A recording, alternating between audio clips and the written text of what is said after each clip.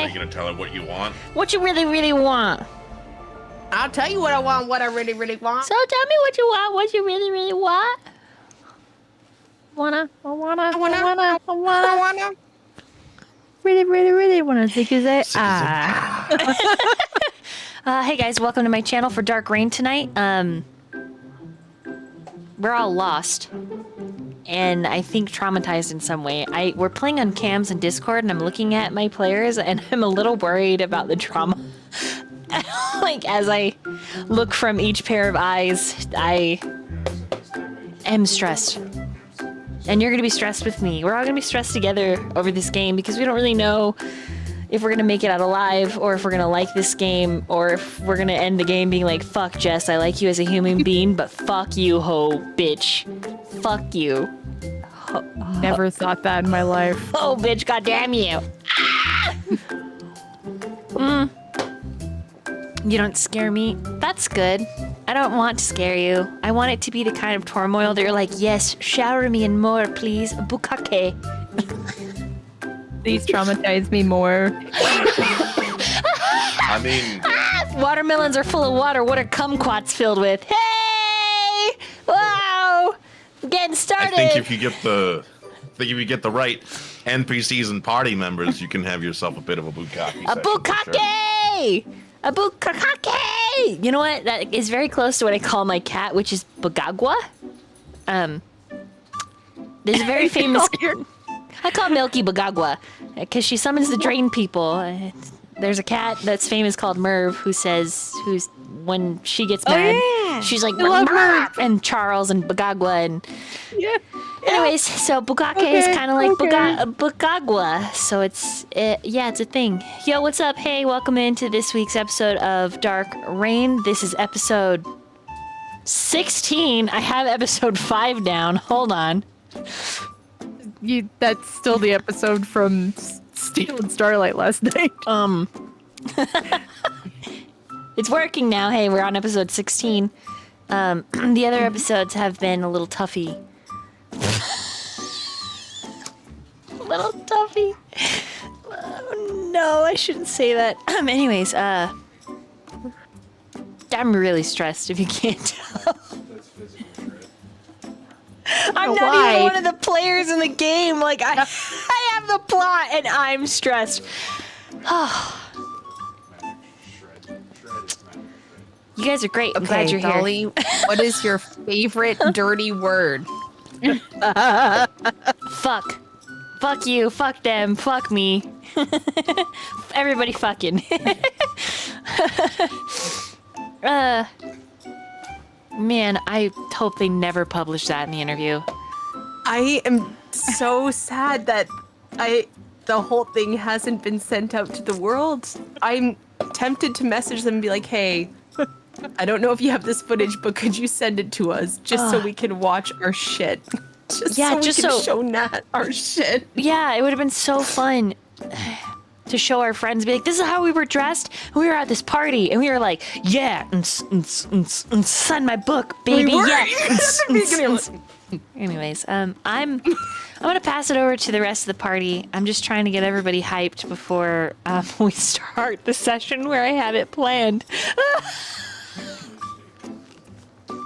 Don't you dare put me in the beginning after the whole bukkake, bussy, and other shit, because like I'm not in a mindset at all. I would like to remind you, Dolly, that not only do we continue to show up for this torture, but we also pay for it. We literally pay you to torture us emotionally. Yeah, speaking of... it's literally paid CBT, you know what I mean? I'm so sorry. But chat, if you also want to get in the gimp suit, Get in also this action with the rest of the party.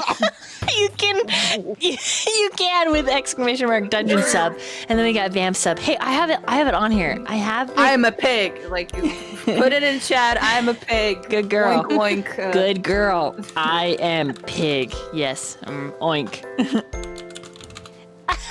Anyways, Did you just say good girl? I did. Good girl. Yep. Also, Anna, you got an inspiration tonight. All right, cool. Now that we're all laughing, that was my goal, to make us all embarrassed. gosh, I'm figuring the top of my Pepsi can. Jesus. Part of it's like frozen, so like it keeps like juicing me. That's what she said. Don't worry, baby, I Jesus got you. loose, man. I'm playing over tonight, so. I'm just kidding. You're being such a good girl. Okay. Okay. For real, we're gonna start the campaign now. We're gonna start the game. Jay's out. Jay's out.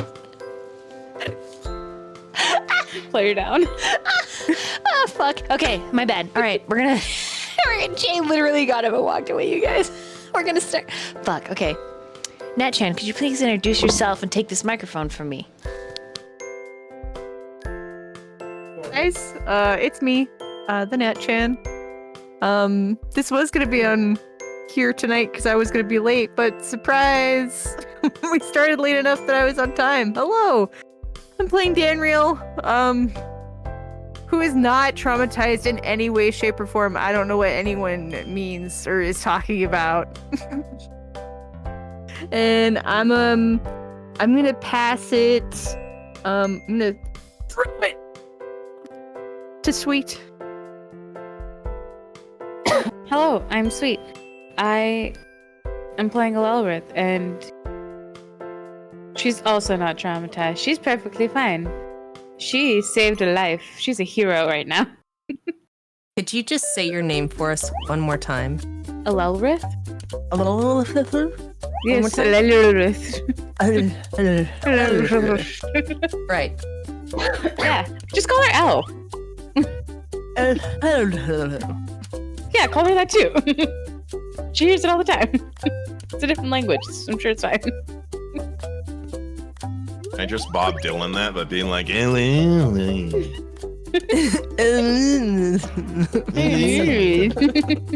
It's like I just need to put marbles in my mouth and just like, Of the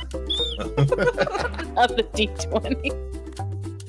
Oh my god, my lights are still on. Okay. Sly, you go. oh, good. Great. Hi, I'm Sly, your intergalactic spice trading fox, and I trade spices for information. The rest, well, that's just classified. And I'm playing Keldrian. Welcome back, little doves. Miss me? How tragic. I'm still here, whether you begged for it or not. Vengeance doesn't wait, and death, well, they're always hungry. And I'll pass it to Ethereal. hey, everybody, it's your bitch coming at you live on someone else's channel. Just another villain playing Ethereal tonight. The broody, snarky, sassy tabaxi that's... He's a fucking dick. He's a dick, but I love him. He's a dick. He's Also a our pussy. dick. He's a dick. No. He's A pussy. He's that too. he is, yes, quite literal. Such a good little pussycat, aren't you?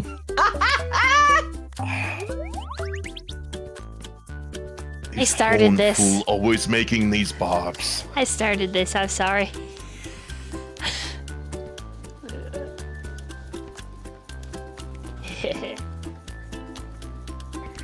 I think that leaves us with Jay, yeah? Yes, it goes to Jay or Adra, whatever you want to call them. Oink oink. Oink oink oink. I'm a little piggy. Oink oink.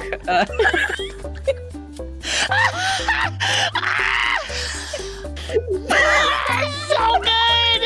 So bad! So good! Oh, damn! Ugh. Hi, yes, this is my I'm introduction wondering- to this channel. Yeah, hello everyone. I'm Jay. I'm gonna play a little dirty piggy. I'm in my little kennel right now, punished by big mistress mummy. This could be fun. I'm in my dirty Was little... I corralled the entire time? that's between me and yes. Yes. I need an adult. All of them are here. I'm really just sorry going to to break here. this to you, but you are an adult. Oh, I'm so sorry to have to tell you What do you that. mean? That's what adults behave like. Might Yeah. even be worse than this. Just trying to decide whether or not I'm going to edit out this intro or if I'm going to leave it. How else will we know who we are? Sometimes it's fun to be a little degenerate. Sometimes it's fun. Kitty kitty. I think the term Meow. is unhinged and absolutely, Debase, or just Disgusting. special ed. It's the last piece of it's the last Special bit edition. of laughter we have for today. Just like, Meow meow meow meow meow meow meow meow. Spank me, daddy. you know, you're in a group of people with ADHD when the meow meow meow starts, and you're so holding back trying to join, and you're like meow meow meow meow meow meow. just Oh, wanna you held back? continue it. Because I I was just like, I don't want to continue. Oh. Okay, now it's time for us to recap last Right. session.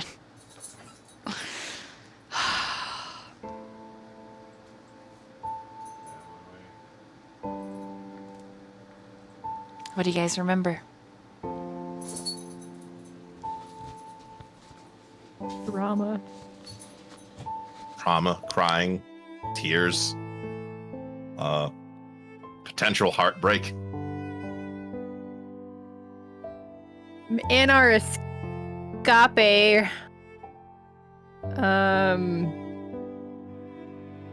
only like half of us got away.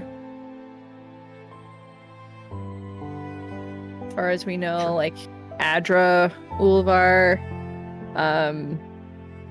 Sylvis, my brother. We don't know what happened to Caldrian and Glyph. As far as we knew, Dragus was like dead and staked to the ground. But then, and then Ethereal almost ended up as part of that crew, but luckily, thanks to his really, really cool abilities, he was able to get the fuck out of there. But Elrith got to do cool, holy things and saved Dragus. But we didn't realize that that's what was happening until like way later. So all we knew is that she was running off to probably also die. And then like a week, not even a week, no, more than a week. It was like 8 or 9 days. Several days. 8. It was 8 days of Ethereal and Danriel being sad as fuck with Whisple and Theo and other bodies that were unconscious but not dead of people we saved. And yeah, 8 days. 8 days of this trauma, and then we wake up one day and then Dragus is just there. And he's like, hey, I'm not dead. And we're like, what the fuck? I mean, it was great. We were happy, but we were also like mad. The whole time being unconscious, committing the cardinal sin of holding hands, the most lewd act The possible. most lewd. Fucking disgusting. But meanwhile, during that time back in the city, Adra and Caius were being hella tortured by freaking bitch ass hoe bag Megara. Fuck her. Hatred so much. There was an attempt to escape. Luckily, Caius was rescued. But then Adra was not rescued. And she was put into her tiny ass kennel There was a really, really incredible scene between Adra and Adramir, though. So you'll definitely want to go back and watch that. And then back at camp, the rest of us made a deal with a vampire. He was like, hey, if you let me snack on y'all, I will go save your people. Because originally we were like trying to make a plan. Dragos was like, yeah, we'll go up through the sewers and I can just slay everyone with my smite, which he thinks he can use his dick for, by the way. 100% is convinced he can do that. But the vampire that was hanging out with us, he was like, I can save them, but you have to let me have a snack. So we went ahead and agreed to that, and that's where we left off. That's definitely the less emotional version of what happened. You want to go sob and know the details, definitely go watch it. Right now it's in the highlights over on my channel. Not on the YouTube yet, I'm sorry. I'm behind. Very busy.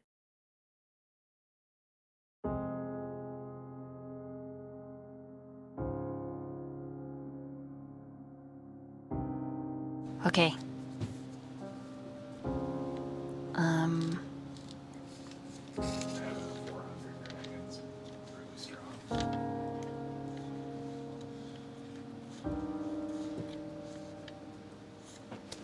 Tonight's session.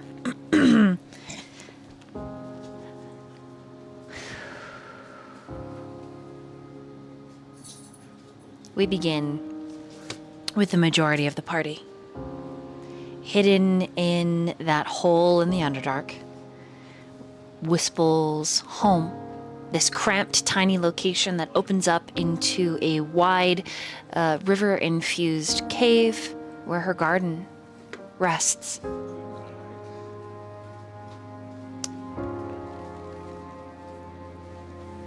The party is more or less gathered.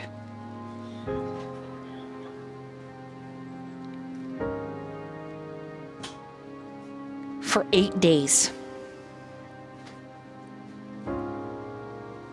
Elrith, Caldran, just like Ethereal and Danriel, you were in and out of consciousness. Drow are masters of poisons, of timing, of assassinations. Fighting against them, and especially fighting against Starrit to save Dragos. Every nick, every cut. Eventually it took its toll, its pound of flesh, and in this case, days. Ethereal and Danriel were the first to awaken to an upbeat Dragos who seems unnaturally undisturbed by anything that had happened to him. But perhaps his haunting nightmares yet remain to be seen. Or perhaps he is genuinely just fine. Only time will tell. With that being said, Elrith, you awaken in a very similar way to Caldran. Caldran, you awaken with a soft brush of a hand. Small yet warm over your brow. A cool rag brushed through your hair. Careful of your horns.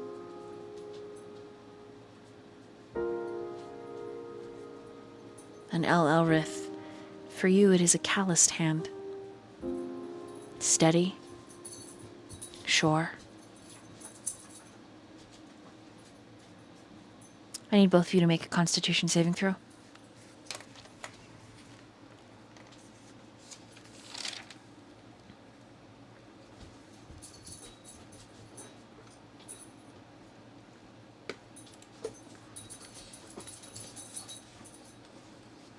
And then once you post them, go ahead and let myself and chat know what you got.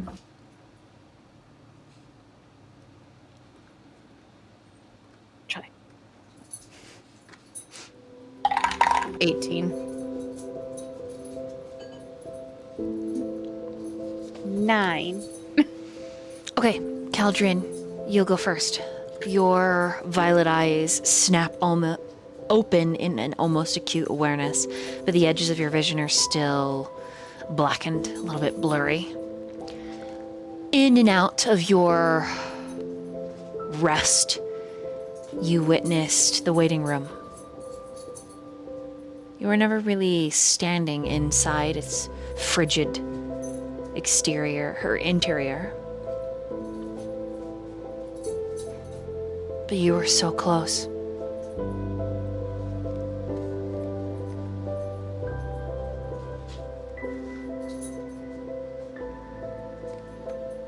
How do you feel?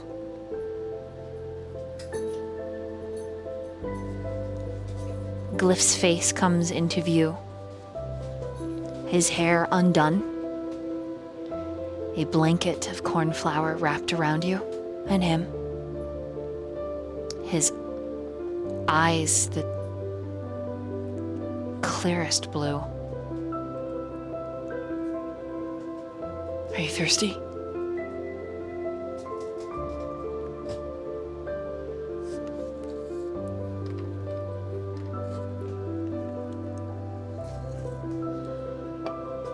Ooh, Caldrin is very conflicted knowing that he was so close to that room. He was right there within hand's reach, and now he's back to this fucking reality.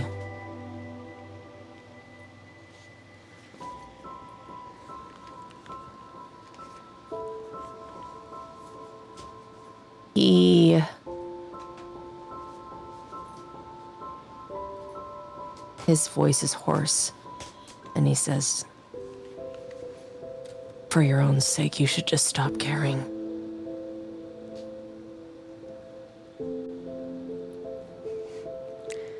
The expression that you get back is a slash for a mouth and a lifted eyebrow. And for your sake, I should never stop caring.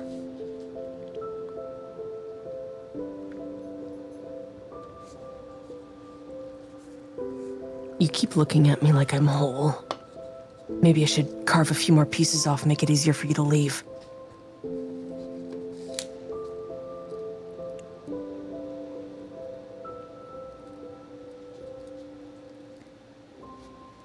Just because you're broken doesn't mean you're unworthy. And then he spreads out the cloth and just on your whole face.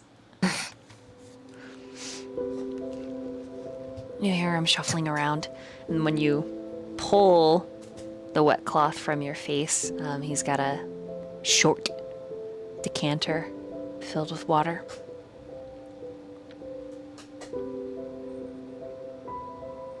He pushes himself up onto his elbows, trying to sit up. You are in what could only be described as camp, outside of Wispel's hovel hole, across the fire, which isn't really a fire, it's just stones that have been spelled to emit heat, is El Elrith and a tiefling you don't recognize. And El Elrith, you're recognizing of her is, oh well, you didn't really interact that much, so.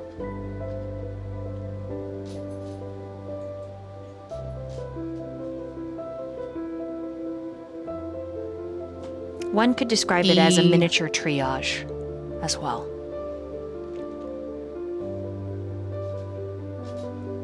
Kind of takes in the scene around him and waits for a cup of water, something to drink, and he reaches out and then he's kind of like he'd rather somebody give him the water. Specifically, he wants somebody to pour it in his mouth so he doesn't have to. Glyph will do his best.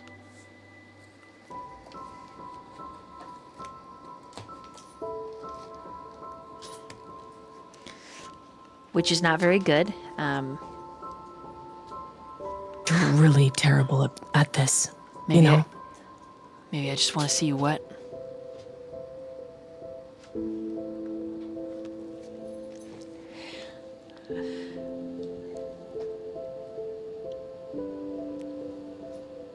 Caldrian smirks. He's There's better furiously, ways to do that. furiously blushing.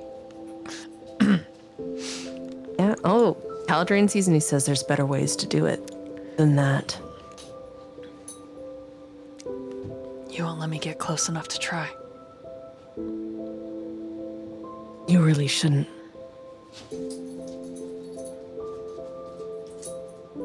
And? One day, little fawn, you'll realize I'm not worth saving.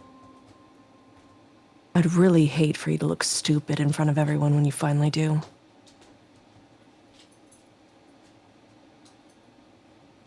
But for now, seeing as how terrible you are at following orders, or following my advice, I guess I'll just accept the help you're giving.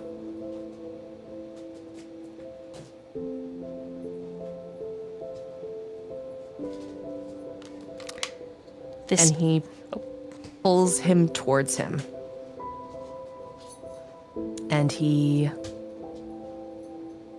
wraps his arms around him. He just whispers in his ear. Thank you. He doesn't say anything. He nods, though. Wraps his arms around your shoulders. Pulling you into a hug. I'm glad you're awake.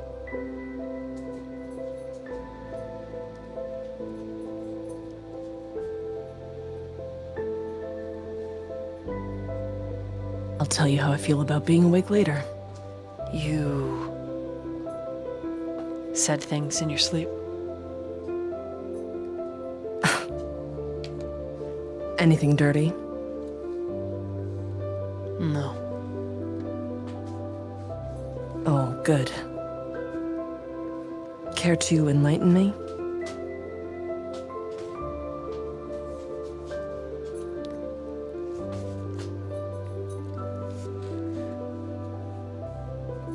No. So you tell me I say something in my sleep and you're not even gonna tell me what I said. Let me guess. Is it vile? Disgusting? Does it make you hate me? Does it make you want to fix me, Glyph? Was it cruel? It just makes me want to hold your hand.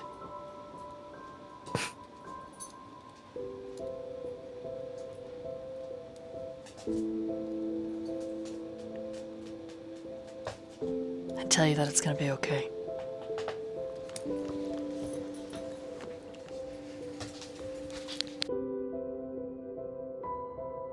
It is gonna be okay.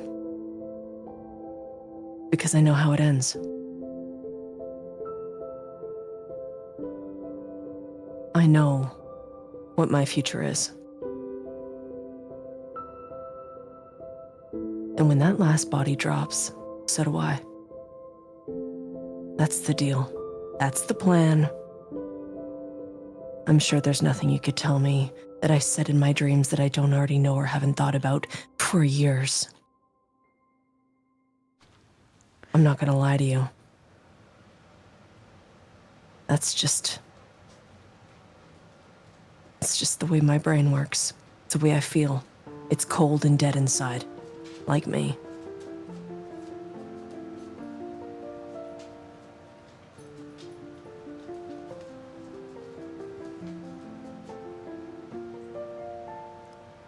And I'm fine with that. The expression on his face is complicated. His body language is a little stiff.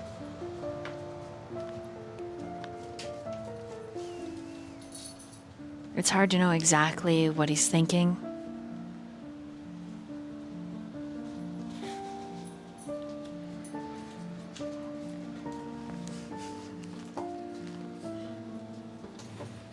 But he does draw away from you, Caldrian.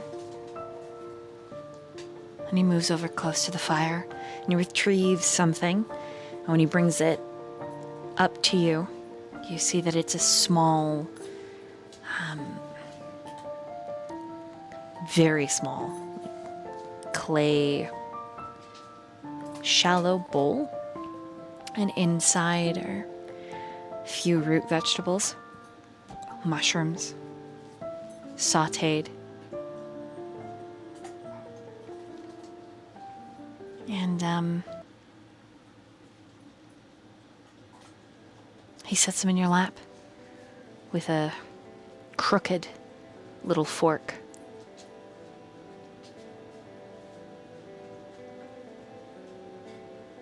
I can't fix you.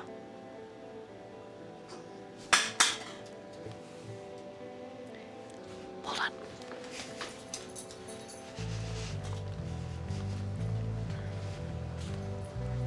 Well, I'm glad you can see reason. I can't be fixed. You have to fix you. And then he sits down next to you. But I can stay by your side. And if you fall, I promise it won't be long before I follow.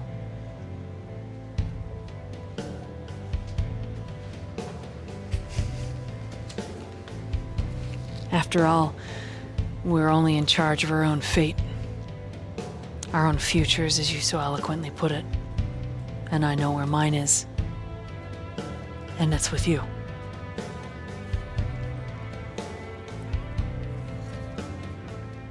I may be an idiot. I may be terrible at magic. I may not know a lot. But what I do know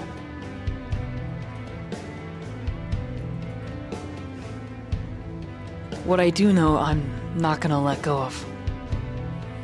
I didn't come to the Underdark because it's fun. I didn't follow you because of some crush.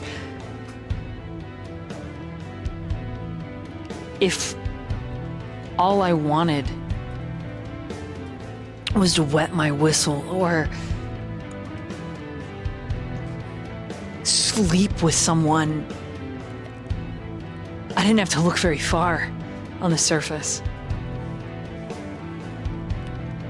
You don't have to be special to yourself, Caldrian, but you're special to me.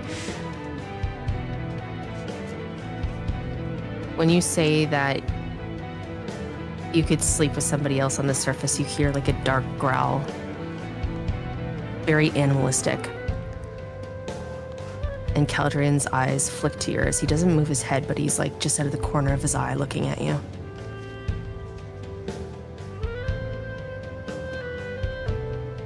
Look at me. There's plenty of perverts who think what I have going on is great, but I don't want any of them. I don't want any of them. Just you.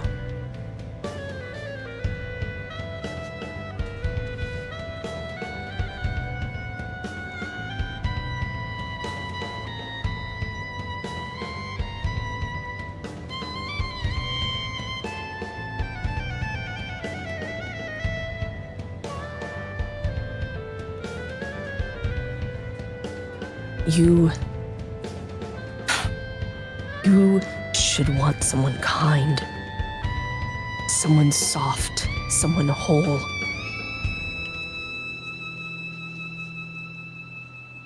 Well, I don't. But that's what you deserve. I decide. You don't get to decide for me.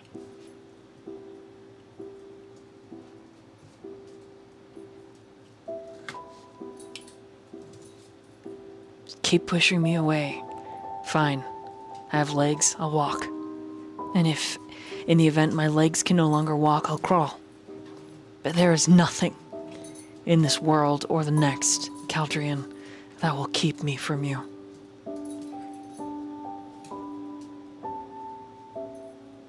And maybe I'm just a fool.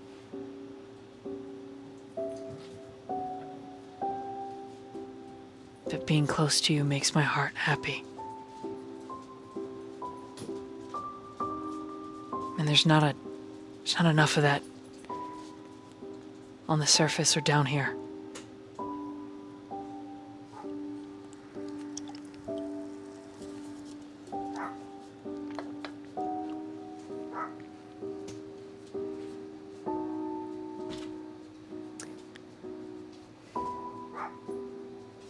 It's like Glyph has carved open something that he had nailed shut years ago.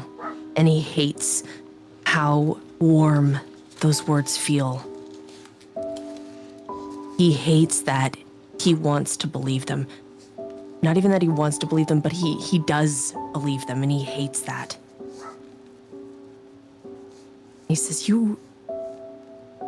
you crawl to me, you will find nothing but ruin. And then he looks at Glyph, and he turns his whole head, and he grabs him by the front of the shirt. I don't even know what I'm holding together anymore, Glyph. There is nothing left of me, and by the end of this, I will be nothing but ash. And he puts his hands on yours. Then hold on to me.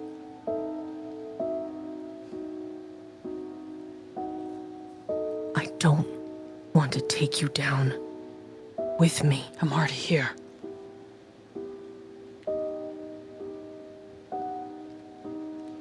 You're asking me to hurt you.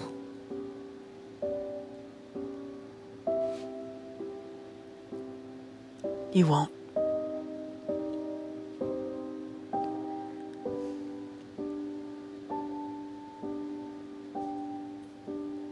Caldrian.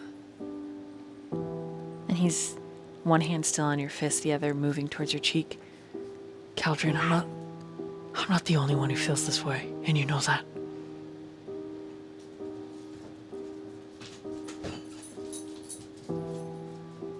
If not me, then us. If that's what it takes.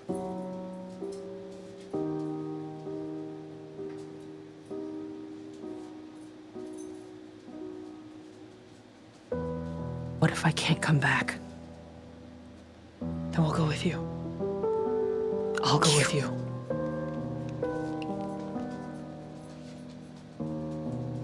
You don't get it.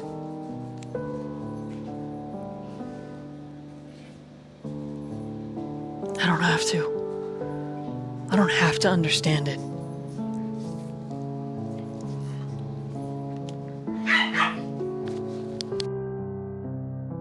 I don't understand you.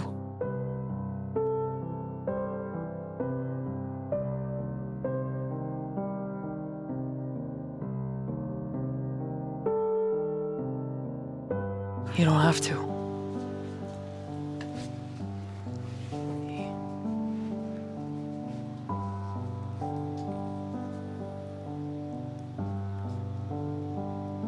We can just be right now for however long. I hope forever, but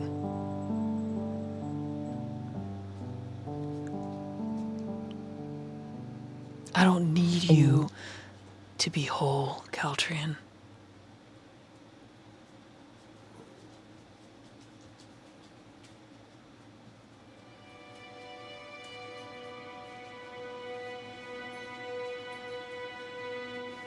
You see the mask come back into place. And a smirk. All good. Because I'm not. I got more broken pieces than I can count.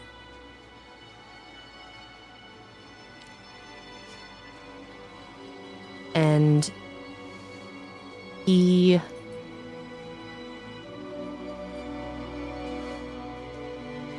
He puts the bowl in Glyph's hand.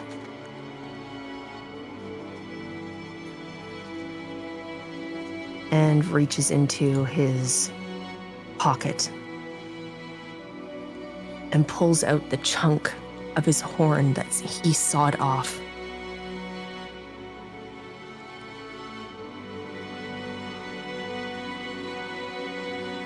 What is this? Take my broken pieces.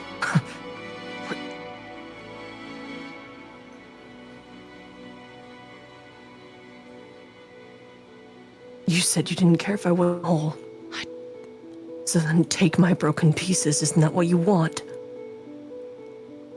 He sets the bowl down, his hands coming over yours. They're very small, but they're quite masculine in the way that they're built.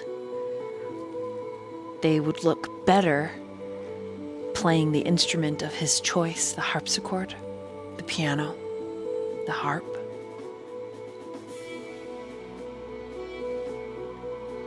Oh, then I'll cherish this. This will be my treasure. And he takes it.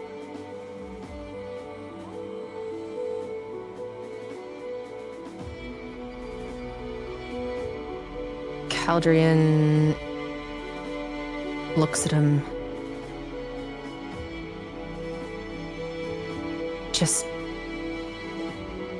He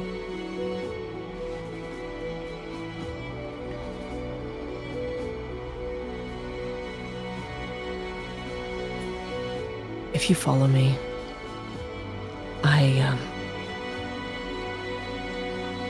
I won't walk away. I'll try. His gaze collides with yours, and there are tears in his eyes. You let me stay by your side? Just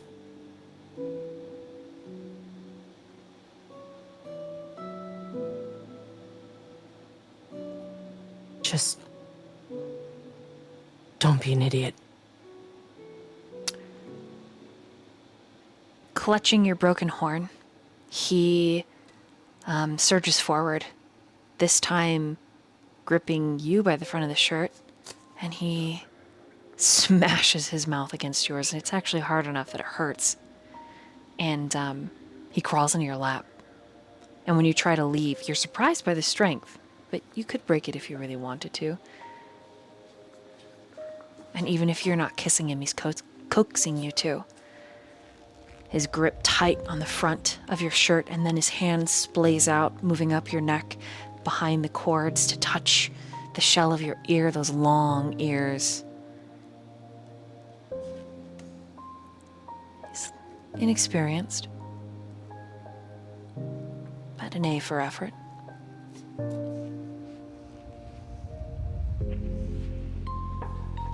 Caldrian kind of chuckles, like breaks the kiss because it's just kind of. He takes Glyph by the chin and tilts his head so his ear is pressed against Caldrian's lips. And he says, "You realize that we have an audience, and I don't think you're ready for that kind of attention yet.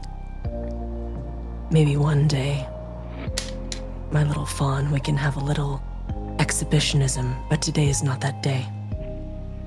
He's very flushed, and his fawn ears do flick, and he turns and he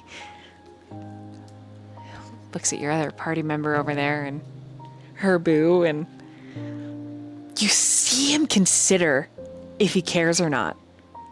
After everything he's been through in the Underdark, you see him genuinely think about this. I need to make a roll. Oh, fuck.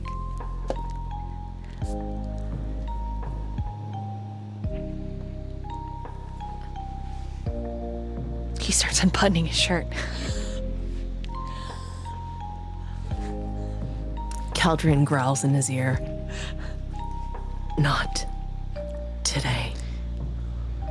And he grabs the bowl from beside them, puts it in between them, and he says, "Just feed me, you stupid fawn.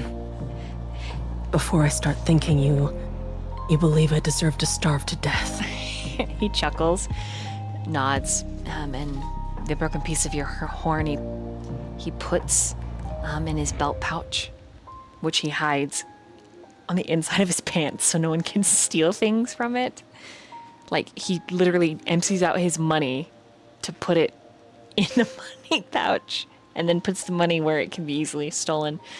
And then he feeds you one piece at a time. But his shirt stays undone. You can tell that he doesn't think about it, but for you, it's quite the show. Tantalizingly delicious. It is He's- more delicious than whatever I'm eating. He's so...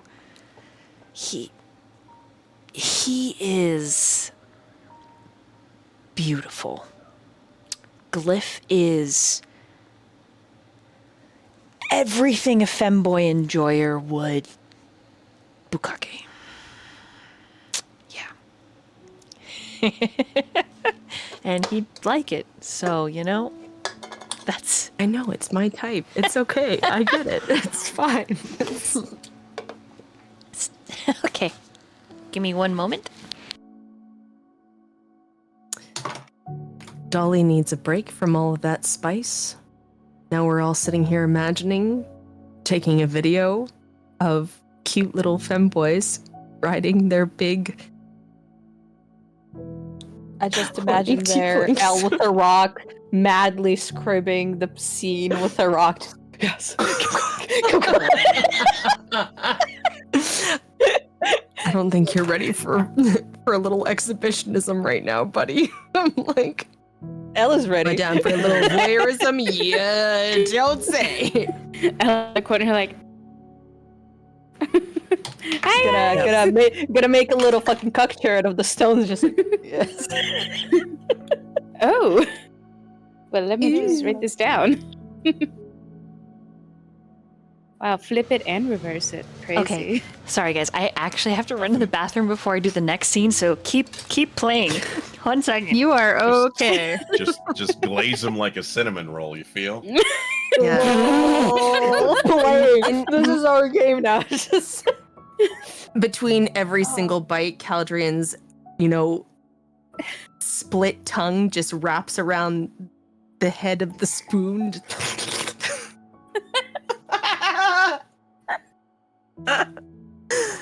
Just ties it around, and then smirks at the same time.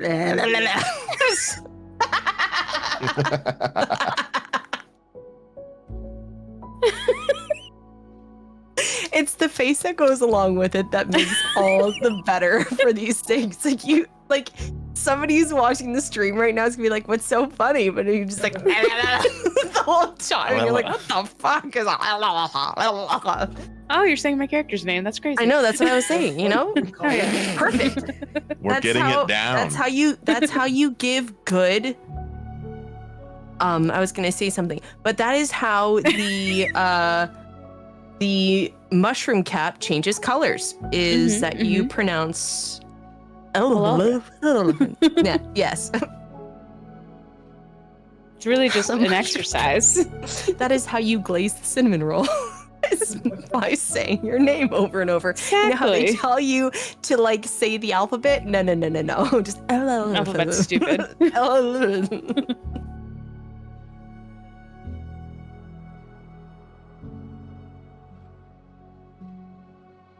Oh, it's a baby. Can you say hi? Hi. Mwah. What's she doing? Baby.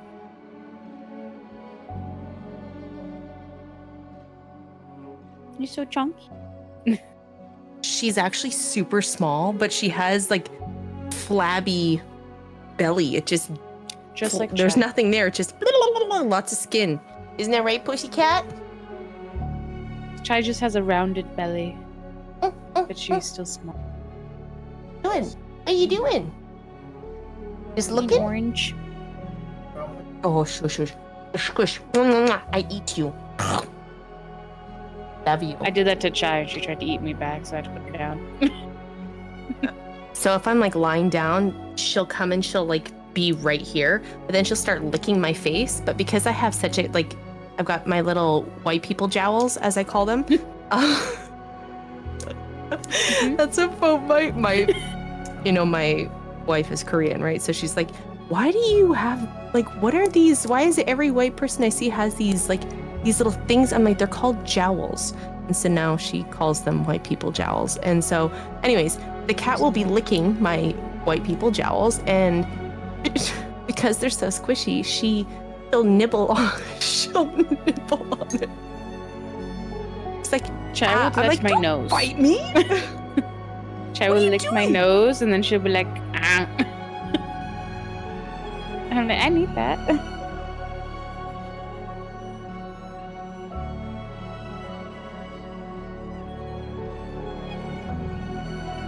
So thoughts, guys? I'm doing my damnedest here. Cal is so hard for me to play because he's so mean, and I don't do well with mean characters. It's really hard for me. Hard to in be more mean. than one way. That's That's for sure. Thank you. Thank you very much.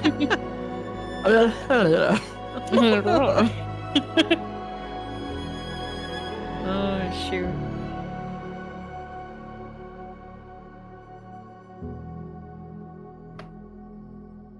Yeah, Okay. I'm not used to playing mean characters. I don't think I ever like really have. Can you hear They're all me? nice.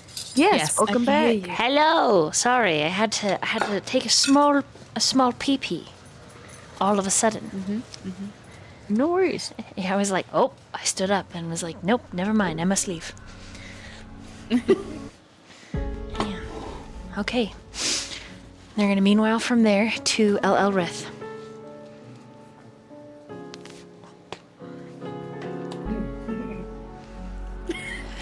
The camera has changed. Elilith has been watching the scene from the sidelines. Ah, yes, this is perfect for later. My alone time is calling me.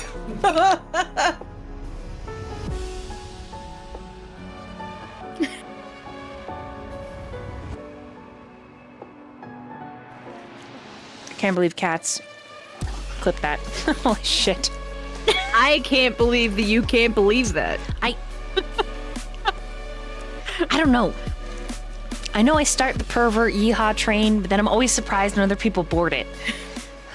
I'm surprised people board it. I don't know. Like, we're gonna hop on the 'Cause I'm an fucking train to idiot. begin with. I'm- Like you did, like it's like, oh yeah, we're gonna play a game. Then like, perverted shit happens. It's like we're already boarding the train. We're just getting extra entertainment out of this. Okay, at least Train perverted ride things on the happen. train. I mean, here's the difference, though, Phil. You could have perverted things that we, can sit here and talk about, or we can talk about trees that poop people out. I mean, you can I either love get the poop jokes.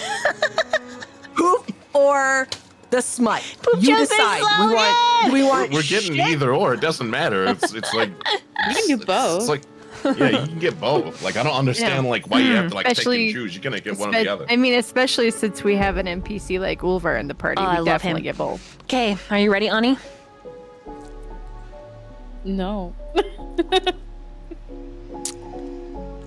But yes. Okay. You wake, and that handsome, crooked smile, because his smile has never been straight or even equal when he fully smiles. It's always this charming side of his face, sort of a thing. His cheeks have always been a nice hollow. They're even more defined and sharp now, probably due to the abuse from the drow. His hair's a little shaggier. He's got a little bit of a beard going on, but he's just as handsome as you remember.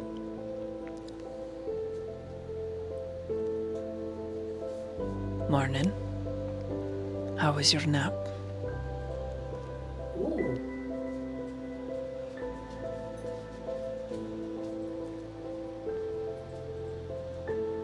You're moving. not a statue anymore. Thanks to you and your, And he looks up. His tiefling ears, like, flick. And he looks immediately back down. Friends? What? Nothing.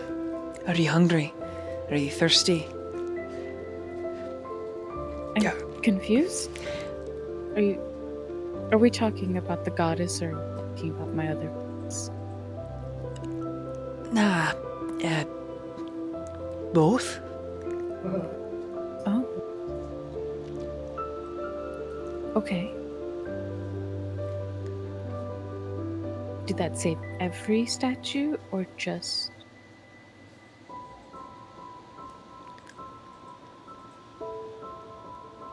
I'm not sure how many of those, frozen people were inside. But I know it's for me and my, bunkmate, I guess you could call him. We're fine and safe for the most part. Can't sleep for shite. Hate spiders now. Never was an arachnophobe, but saw one and screamed like a maid. But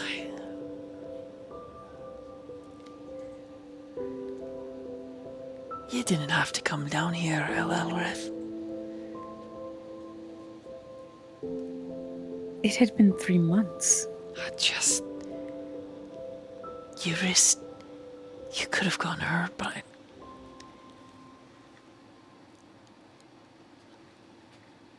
3 months on a mission to get revenge for me.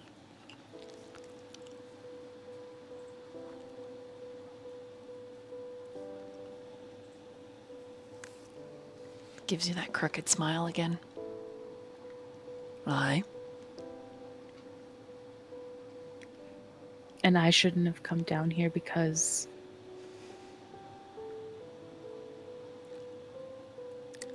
I'm just glad you didn't get hurt. I'm not sure what I am.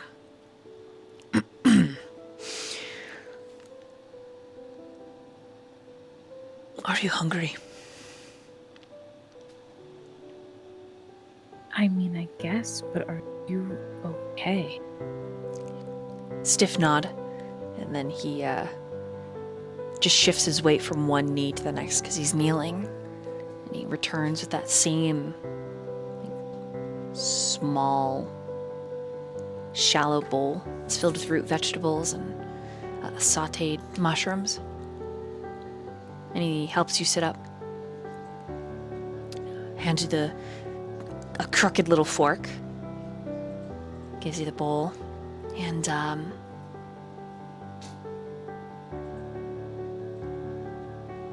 he's gonna go fetch you water.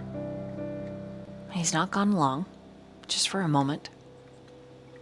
And when he's gone for that moment, you hear the two behind you, and can take a peek if you'd like. But you already know what's going on over there. It's pretty. I peek. It's like, oh, well, hello.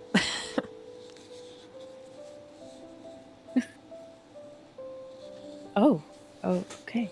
Oh, just face this way. So sorry. When Aramis is back, he's he looks at them, or Aramir, he looks at them too, like, and then he sits next to you, so the both of you who are facing away from them.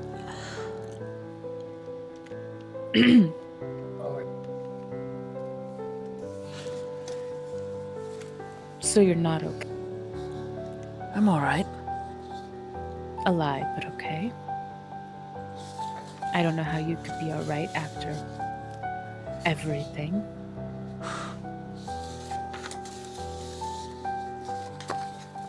I just, I'm grateful you're all right, and I'm grateful you came.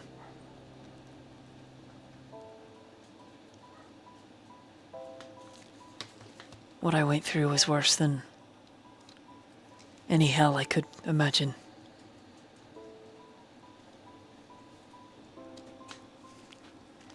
At least on my own.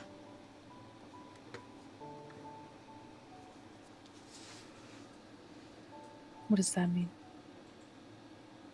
Means I'm not a very imaginative man. And the way I imagined Asmodeus's kingdoms were a wee bit less fucked. And so, everything I witnessed and experienced down here, right?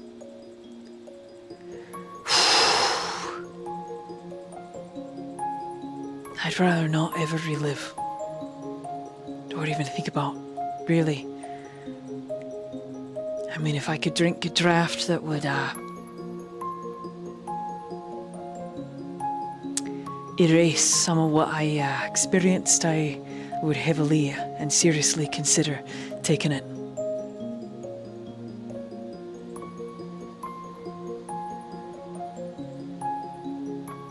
So how do I help you?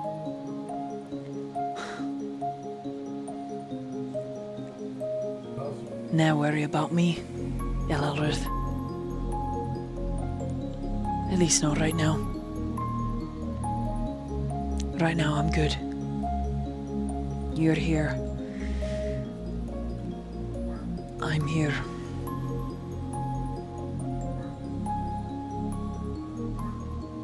Let it be good. And what's the plan after this? After we let it be, do we... What, we're supposed to let it go?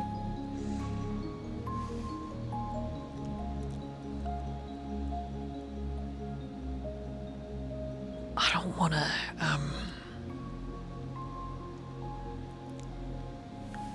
I don't really want to talk about it. What happened? I'd rather talk about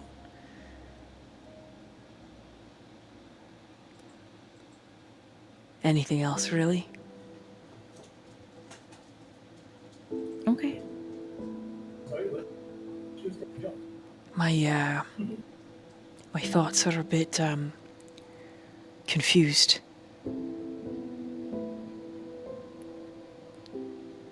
I know I have parents, but I can't remember their faces.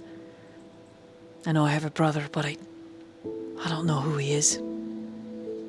There's large sections of the tapestry of my life that are just completely unraveled. But I remember you. I remember our goddess, the training.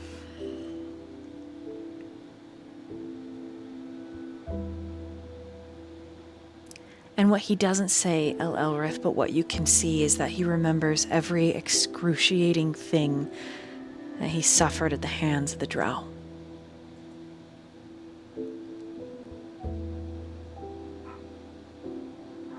You can tell that he sees it because there's a haunted cast that comes down over his gaze, and his eyes are the most magnificent hazel, but they're almost black. They're so dark. As if the shadows of everything that haunts him have been manifested in the irises.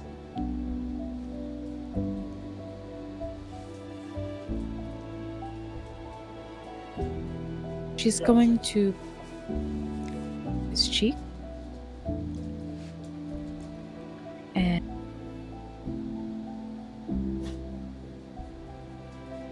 she's going to look at...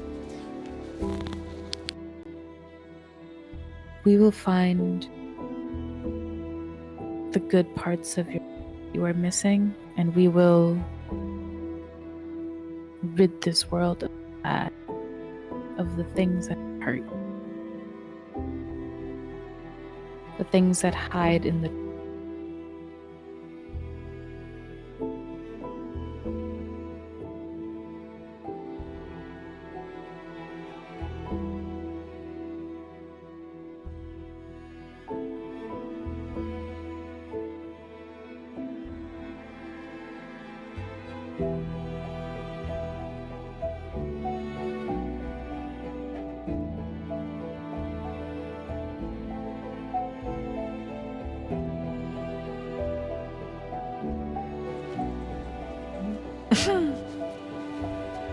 Put it in your mouth. Put it in there. So we try it again. Just straight up, just eat it. Just right into the microphone. Oh my god, my mouse broke.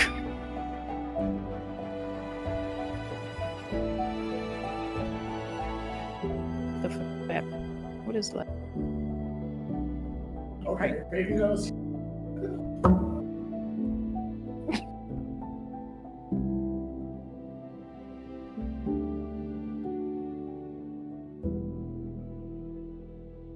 Do I need to repeat all of that?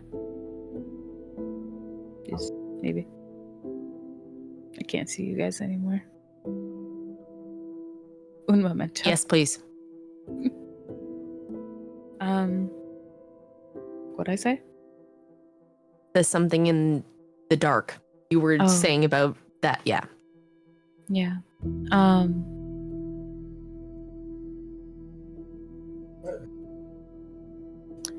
We will restore all the good parts of your life that you have lost.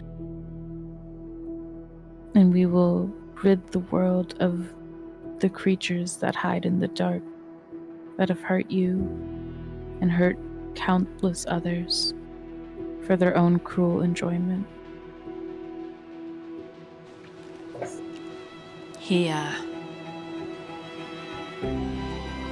leans back on his palms. His shoulders coming up and his neck going loose.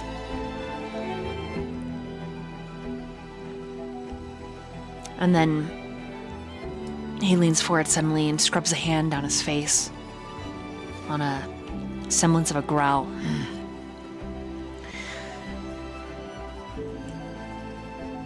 I know that there's a reason.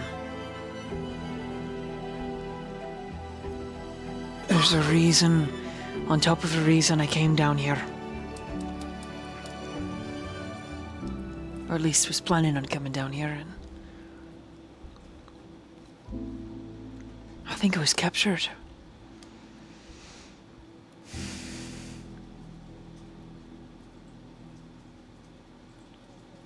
He shakes his head.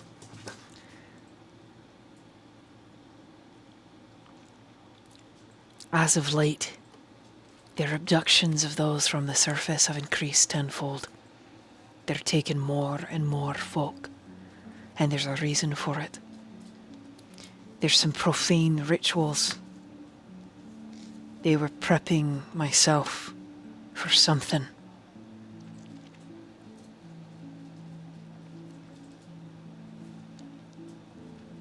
Hundreds of us.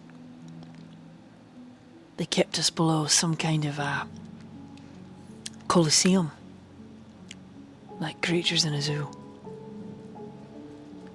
And those who were not lucky, they made them eat something. And their insides, they started hurling.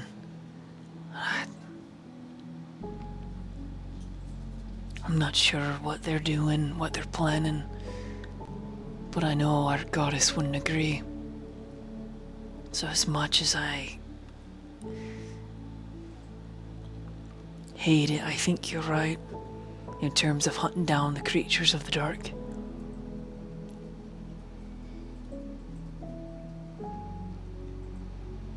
But I know that we can't do it without an army. There's far too many of them. And the way their magic works here in the dark is... it's dangerous.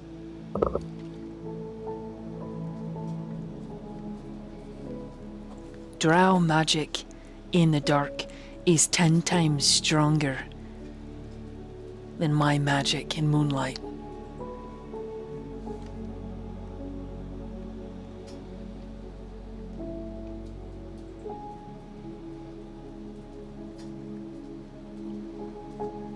So we find an army.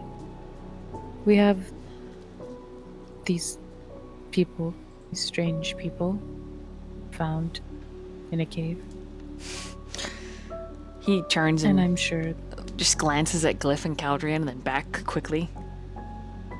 maybe we don't look at them right now, but you know, I'm sure that we can find a few more.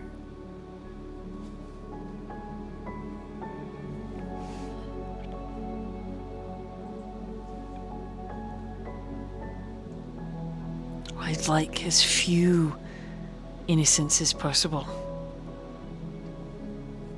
to be involved in any of this. And that kid back there behind us looks like he walked out of grade school.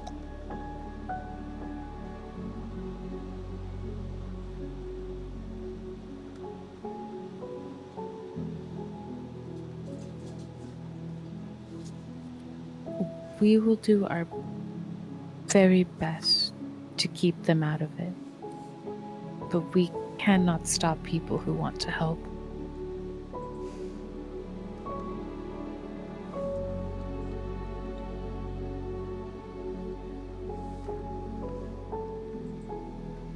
L.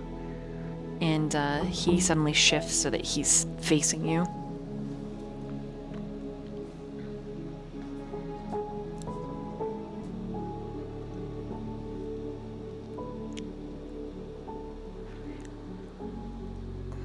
Yes. Have you heard the Song of the Moon yet? Has she talked to you?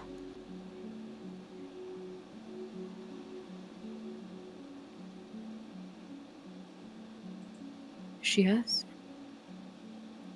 A bit. So you know... I Go ahead. Sorry. saved someone. So you're aware about your squire? Yes. I just have no idea where he went. He's just But I know he that means way. right to this part. What? He's further in the cave. He's the biggest fucking drow I've ever seen. Yes, and I believe that he is the father of the little girl who helped us. Aye, that he is. She's a sweet thing. A little, sassy though. She invited me to spar and I wasn't expecting her to play dirty. I dropped like a rock. Are you lost the little girl? Shh. Yeah. On purpose or? No, not on purpose. Oh, Apparently she's been training since she could walk, and she could walk at like 7 or 8 months years old, I guess. I mean, it's not really a years old, but Yep. Fist. Right in the family coin purse. I've never fallen so hard so fast. Yeah. Smart she is. Fucking smart. Oh, sorry, I shouldn't swear. is her father just as smart, perchance? I'm gonna have to say probably not. Oh, Just based on our interaction this last week or so.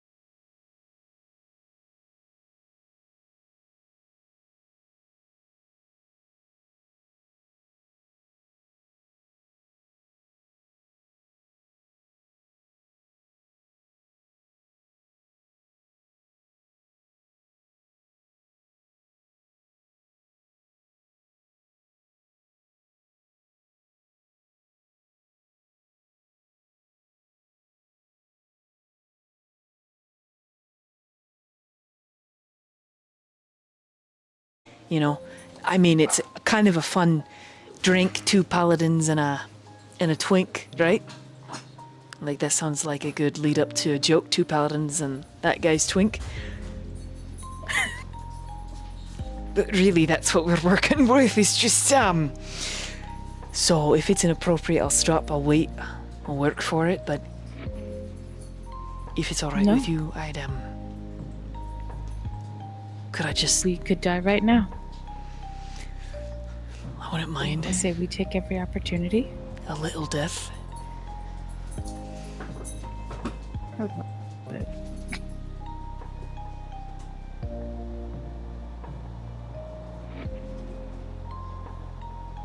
and she's just gonna sit in his lap and eat her soup. Nice. You move into his lap, and his arms go around your middle. He's a happy camper. His tail comes around and wraps around your ankle. It's like flicking a little bit like a cat.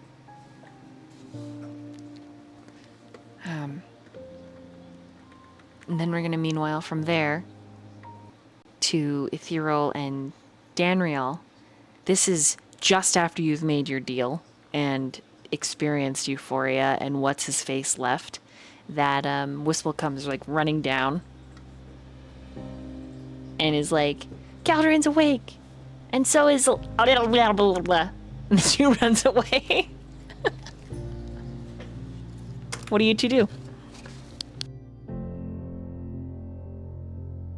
I'm going to assume the garbled word that she just said was El Elrith.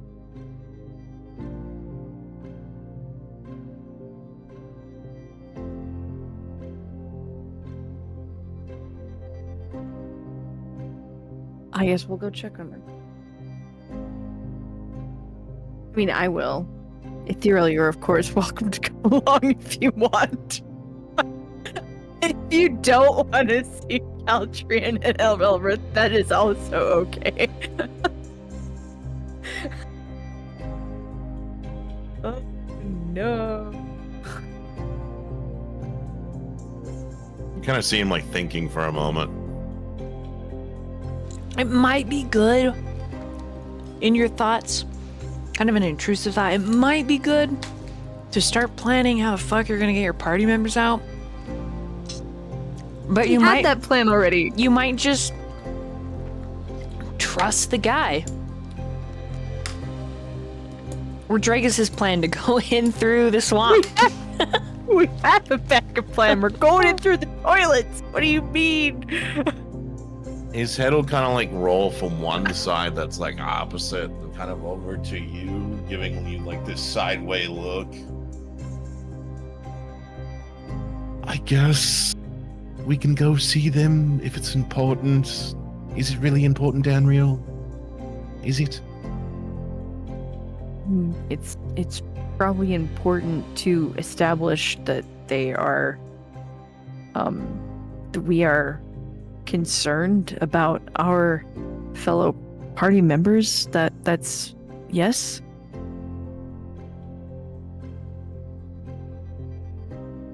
Let's not hold on a minute. Let's not call it concern. Let's just call it making sure that, oh no, that's even worse. Making sure they haven't died. Wonderful. Take it. Lead the way. I will follow. Begrudgingly.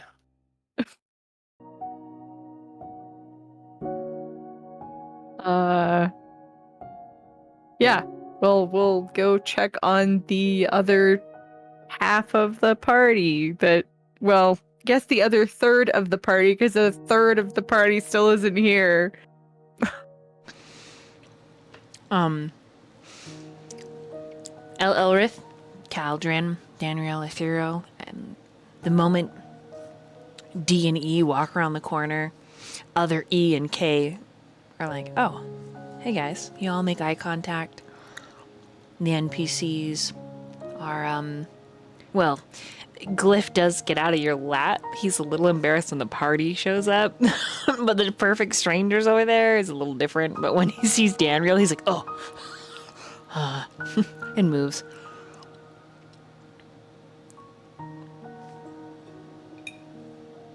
There's just a beat of awkward, like, silence, and then Aramir, the tiefling, loud enough for the whole party to hear, minus Adra, who's in a box somewhere. Not here. He says, thanks for, all of you. Thanks for saving me. And thank you for helping Elle. Of course. I mean, tried to save as many people as we could, but we're only had the ability to save so many. But we were happy to help since she assisted us as well.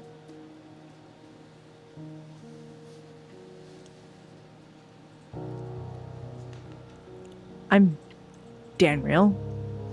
Ermir. And he's gonna stand and help Elle to her feet, and then he's gonna reach your hand out to you. Oh, like to shake? Yep. Oh, okay. Yeah. Just shake his hand. He's got a firm grip. I mean, yeah, she's got a pretty firm handshake. You both, it's like two muscle men. I mean, she's not like trying to break his hand, but yeah, it's a firm grip. Okay. And then She's muscly. and then he's gonna hold the hand out to you. Ethereal. I'm Ermir.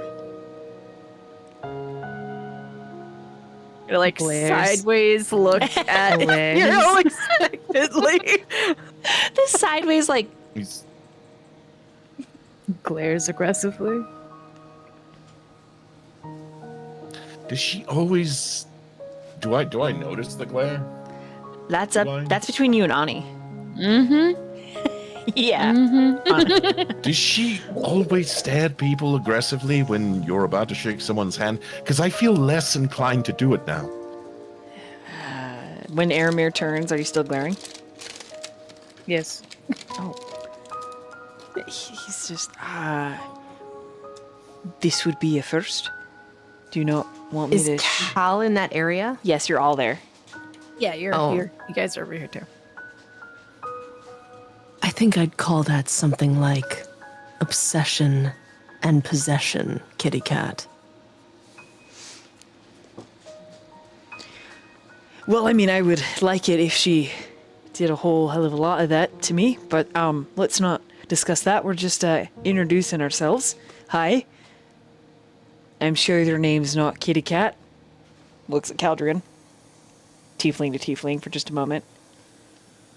No, it's not kitty cat, but it's a term of endearment that I'm slowly growing used to instead of resenting over time, because I'm sure he derives some sort of joy from it, to say the least. He's just slowly getting closer with his hand. All right, shaking your hand, yes.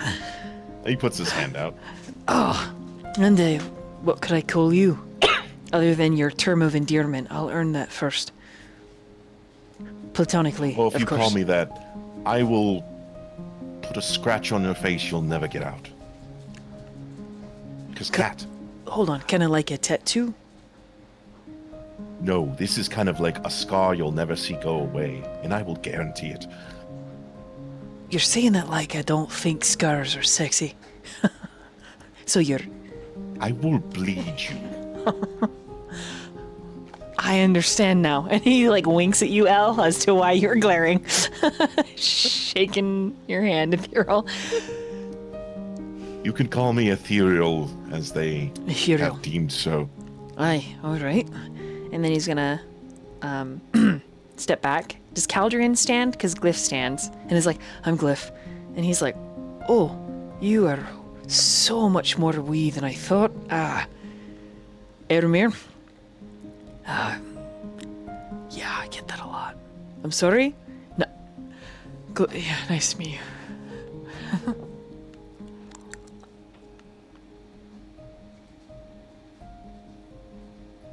Caldrian puts out his hand. Shakes it. Caldrian, Ermir? And he's looking at you. Like very much like analyzing every part of you. Iramir's got this like casual air about him and like this little side smirk, and he's handsome in a very rugged way, like crooked nose, scars. Yeah, if tieflings could be cowboys, that's the vibe you get. Yeah, rugged as shit. You're just like, this man acts like horse shit and he hits the trail in the morning.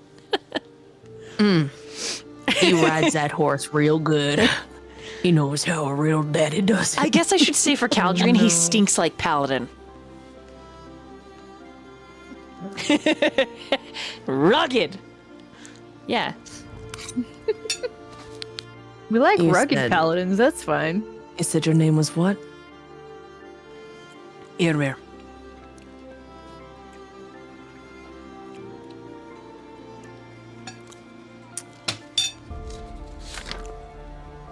I'll spell it for you. Hold He's on. just like, yeah, he's like, E-R. what did you say? E-R-M-I-R. Iramir. That's my name.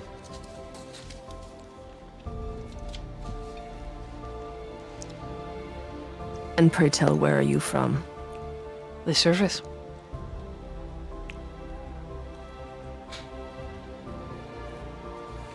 Thank you for Gives you a nice, such a revelation. gives your crook again. Grin. Nah.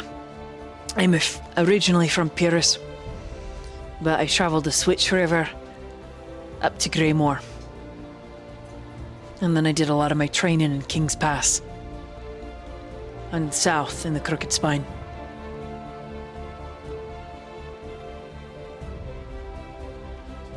And what kind of training did you do? And he does like, he'll lean in and like take a deep breath in. His, and his face looks like the same kind of smirk that Aramir had on his face. He mirrors that. You know, the cup kind.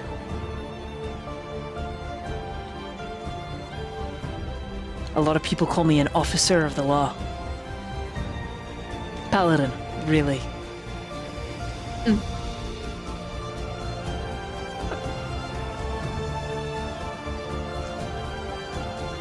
How delightful.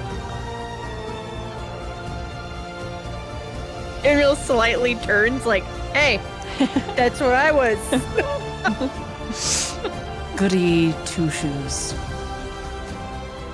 Law follower. He took the words right out of my mouth. And then he looks at you, Ethereal. There's something about you What that's is a Goody? wee bit more.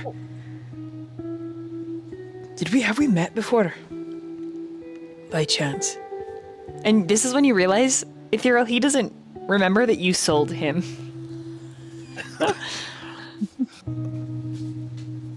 You could kind of say that. We met in passing, in a sense, yes. You see, I'm trying this new thing called honesty. Ulvar actually praised me for it recently. I sold you into what happened to you.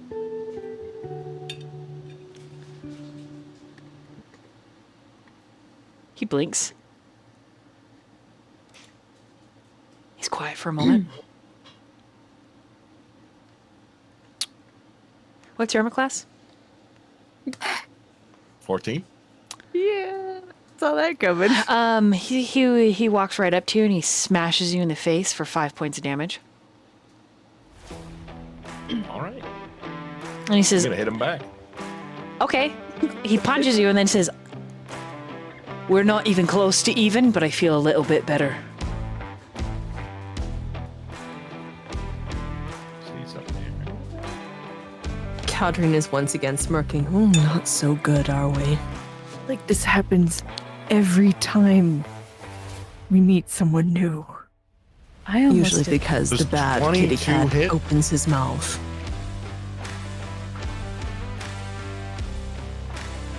Oh. Takes 9 points of slashing damage from his claws across the face. Telling me he got hotter? All right. You do. And he chuckles. And he doesn't touch himself, but he, like with his palms on anything, he just touches his lay on of hands. He uses a lay on of hands pulls and they just seal in front of you. Looks like you're gonna have to slash harder for those to stay, kitty cat. Be careful what you wish for. And the two of you are like chest to chest, right? It's just male aggression. Because I know someone who's just as feral as I am, but much like me. But they didn't sell me into an environment worse than how I could imagine hell being. Oh yes, tell me about it. I'm well familiar with this hell you speak of. Good. Then you and I can start getting along from here. Highly doubt that. If you decide you're gonna keep being a slaver when we're done here, then sure, I'll arrest you and I'll put you right in fucking jail. Oh, you won't arrest me. I'll be long gone by the time you try to. You can keep running. But so can I. So, let's make like a pair of peas in a pod and sit on the same side, shall we? Truce? Or do I need again? Oh, you could kindly go fuck yourself. You just hear Cal in the background. Now be a good boy, kitty cat, and sit down. Isn't that what he just asked you? Why should I answer a man who was used in such a fashion just not too long ago, if I recall right? I feel like this conversation is making things worse. How about we all just sit down and take a deep breath? Isn't that what you would recommend? Pretty sure we're all supposed to be on the same side.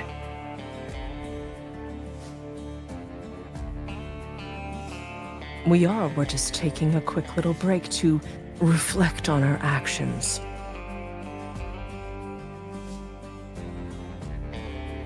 I think Ethereal did the right thing in being honest, and he has done nothing but show actions toward not doing that anymore. And I feel like him getting his one kind of vengeful punch in, I think this is completely reasonable. But I do think we should probably stop there for the sake of getting along, because if we are going to get out of here, as a whole, would be Well, better. all of you can make your little plans. I don't give a shit. Farewell. And here I thought we maybe actually, like, bonded over the past week, but maybe I'm wrong.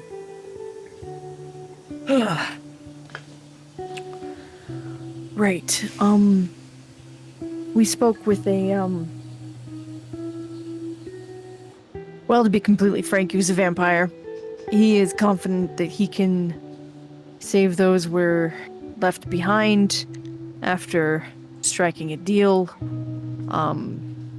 So we're going to see if he is successful, and if he is not, we are maybe have a backup plan. Maybe. Thought you should know that that's the current situation. Glyph is gonna go after Ethereal.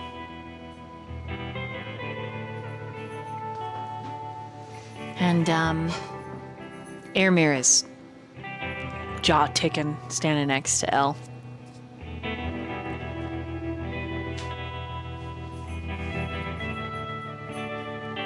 He just tisks, mutters under his breath, some kind of man.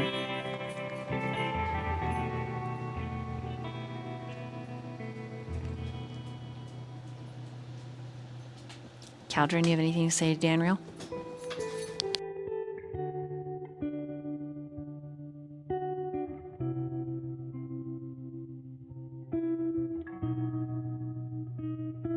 So what is it you expect us to do? I expect you to wait like the rest of us.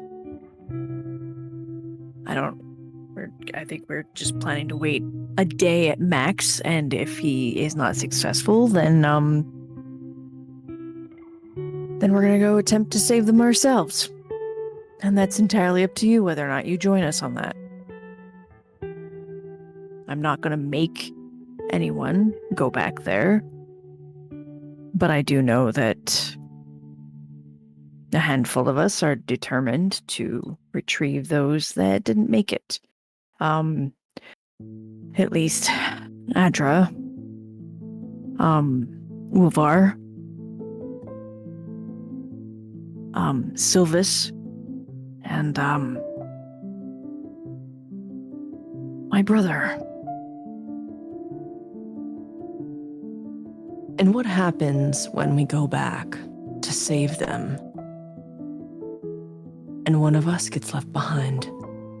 Then we'll fucking do it again.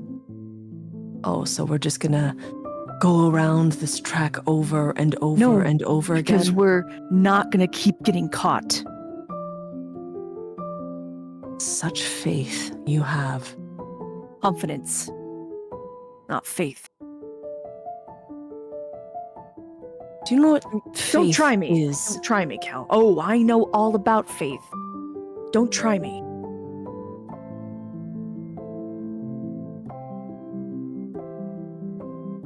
And if you had been left behind, you would be one of the people we'd be trying to save. So I don't. What are you getting at? If I You was wanted to be left behind? Good. Let Too me bad. be. I'll swap places with whoever's there. Well, you're a part of this fucking group now. You may not come back for any of us, but I can tell you that at least. Did I say I wasn't going to come back for anybody? No, you just have that attitude.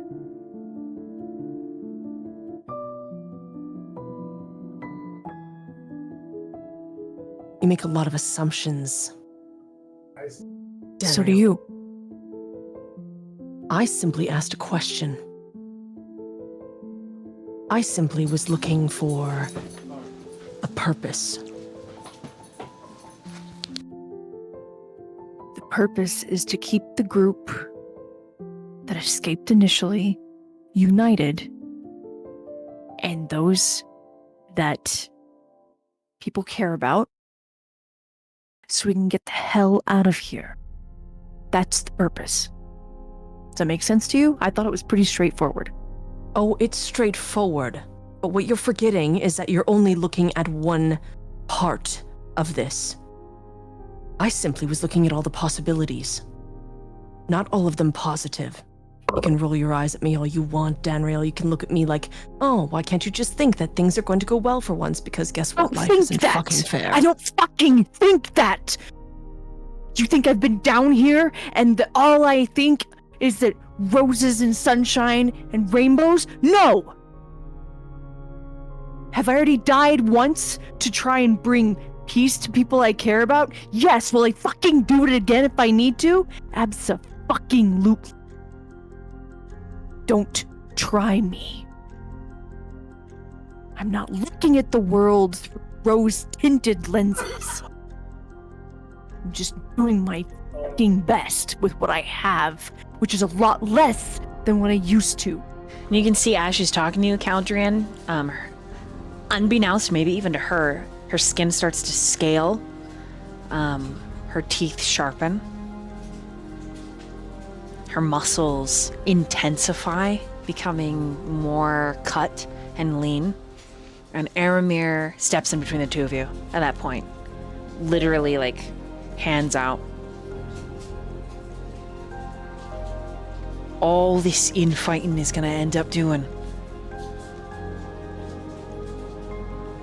is ruin everything. Because you, points at Cal, you're playing a game. And you, points at Danriel, you don't play games. You're too serious.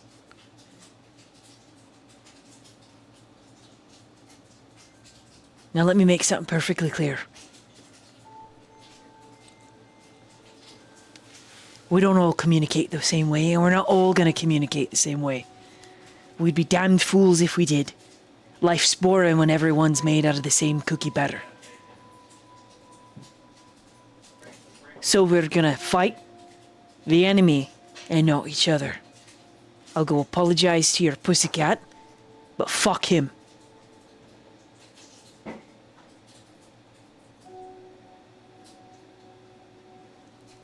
And then Airmere drops his hands. I'm sure all of us suffered under the weight of the heel of what happened down here. And I think Danriel's plan is fine. You asked what happens when someone gets caught. Well, let me ask you this, Keldrin. What happens when everyone makes it out? And we don't have to go back. You're only looking at that side of it. And then he's gonna step away.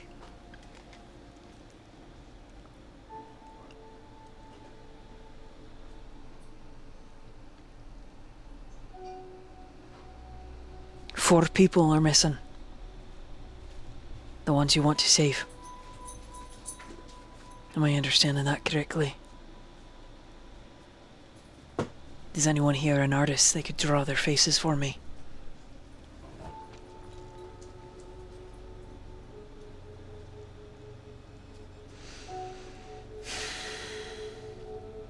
It's gonna make saving them hard.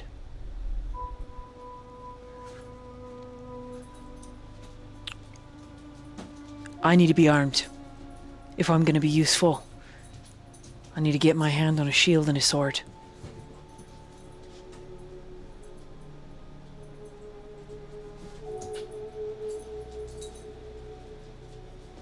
If both of them, you're well used.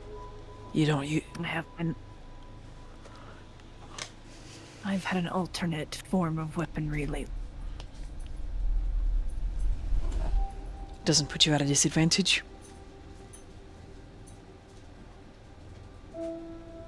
No. Fair enough. I return the gifts to you as soon as we do what we're down here to do.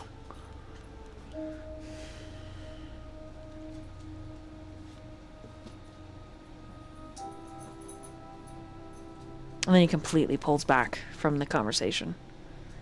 And Airmere is just Airmere.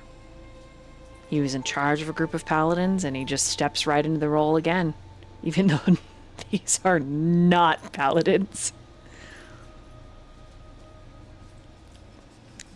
He gives your elbow a squeeze, gives you a lingering look, El.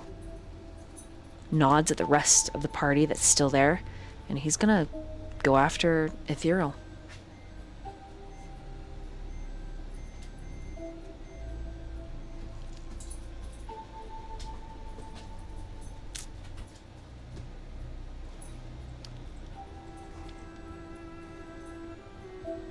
Should we moderate that?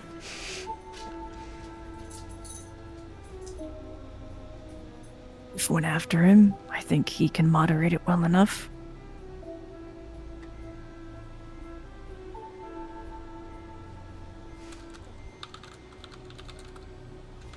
Unless anyone thinks otherwise.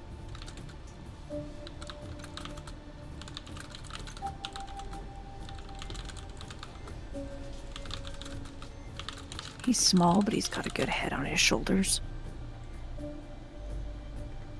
Yeah, that'll be... If you were that concerned, I'm sure you could... But maybe not so much. I'll check on it later. Give them some time. Flirt manly. Where it is there. like to be really close to it. It's very concerning, honestly.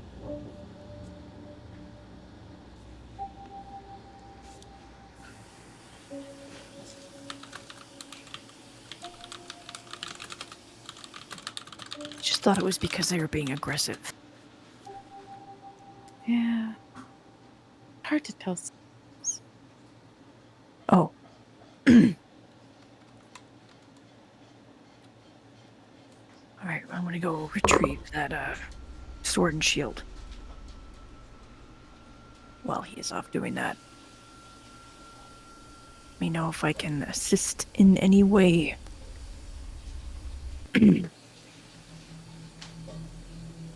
I'm sorry I shouted at you, Keldrian.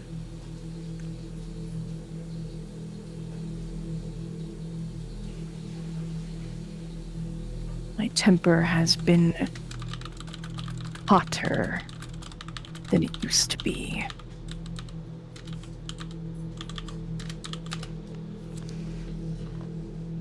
And with that, she is gonna go to her stuff. Okay. To retrieve that. Okay. Any roleplay between Caldrian and Elle, since the two of you were there in that little alcove?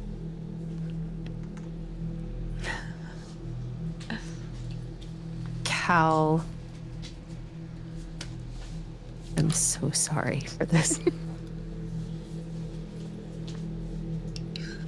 Cal just looks at you. He goes from that serious look as he was staring at Danriel. And then he turns his gaze to you and he's got the smirk again. And he says, "So did you like what you saw?"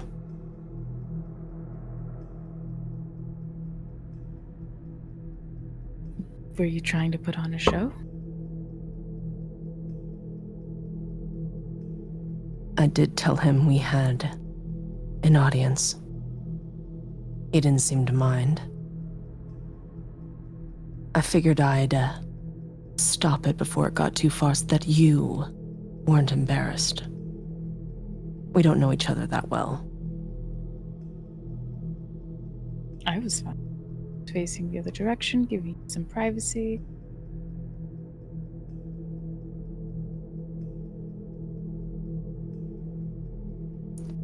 So are you and the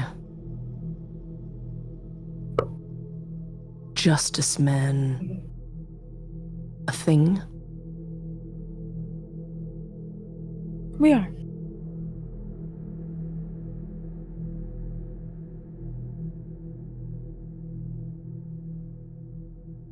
And do you also share his belief in the law?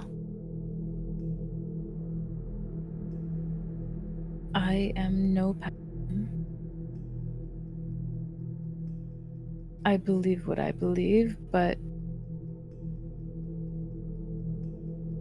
I am not one to always follow the rules. And with that, he smirks again. This time it's almost a wider grin, both sides. So you like to dabble in the dark as well, then? I'd like to think that I help people find their way out of the dark once they've gone too deep.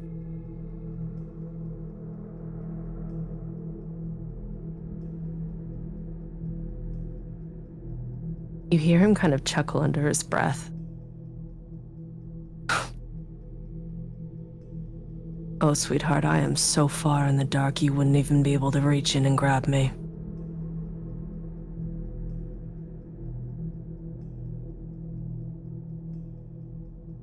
I don't think I have to worry about you. You seem to have great company.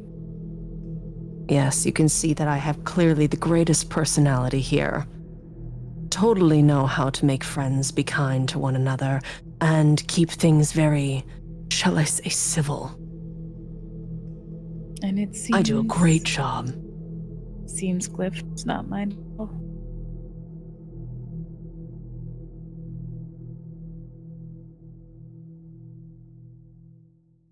If you want to That's make fair. sure that nobody gets too dark into the deep.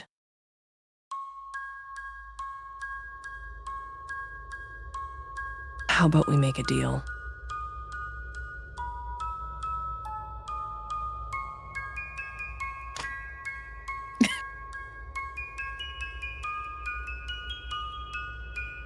What kind of deal?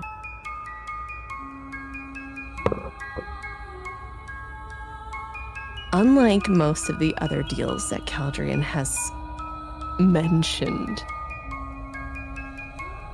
he looks at her and there is no more glint of mischief in his eyes. There's no smirk on his face. If you truly want to make sure that people don't stray too far into the deep, into that dark endlessness, if he tries to follow me, make sure you pull him out.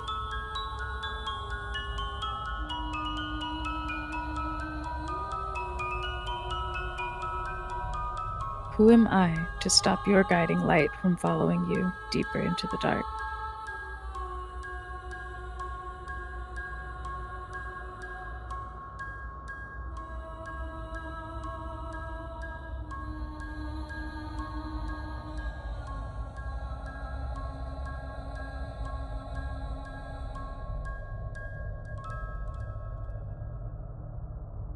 I'd really rather him not suffer if I'm to spend eternity there. I think to him, eternity without you would be more suffering than being in the dark with you.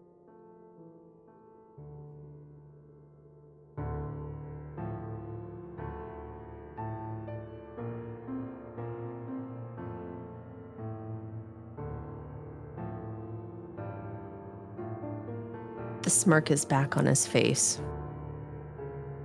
And he raises an eyebrow and he looks at you. Such a romantic, aren't you, sweetness? And he's just shaking his head.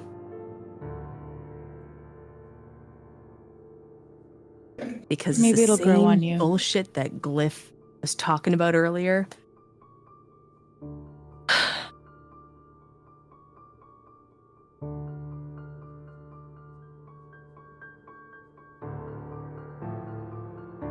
Meanwhile, I gotta change the music for a second. Oh, I'm sorry. I'm sorry. Forgive them. Hold on. It is Caldrian. So much rage. It's Aramir and Ethereal fighting. Oh my god. The Golden thinks that they're playing, and the Pomeranian is trying to kill him. But the Pomeranian doesn't know. He's just barking. That was Ethereal. Comes naturally barking, showing him, I don't give a fuck that you're bigger than me. Vicious. The Pomeranian is Ethereal. And Franklin That's is that dog in Aramir. me. Hey, mommy's working. Mommy is working. Mommy is working. Okay? All right. Across the Underdark.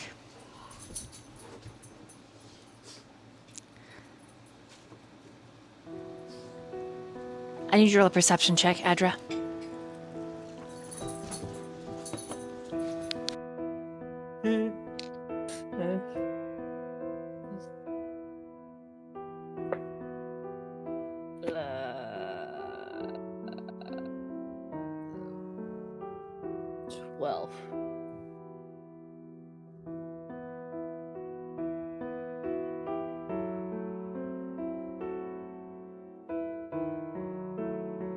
You hear, at first, nothing. But when Mir, who is next to you, shifts and listens, you tune in. Make another perception check. Because it sounds very faint, very far away.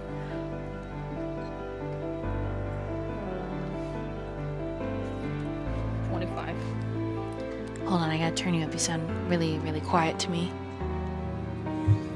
I mean, Is this okay? Is this better? Yeah. What'd you get? A 25.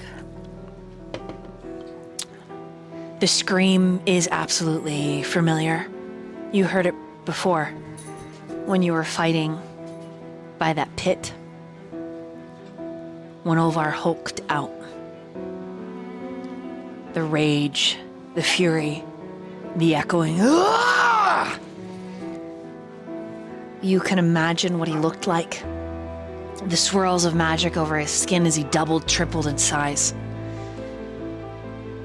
Aramir lets out a noise that sounds almost like pity.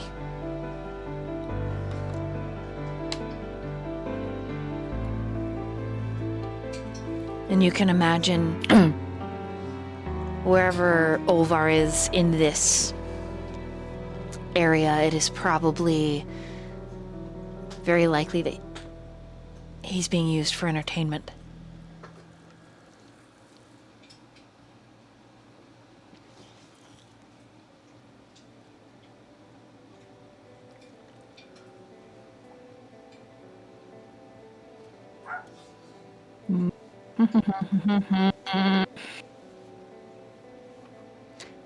What's interesting in this moment, as you're listening to what Olvar, you're listening, it sounds so much like him, like 80% sure it's him.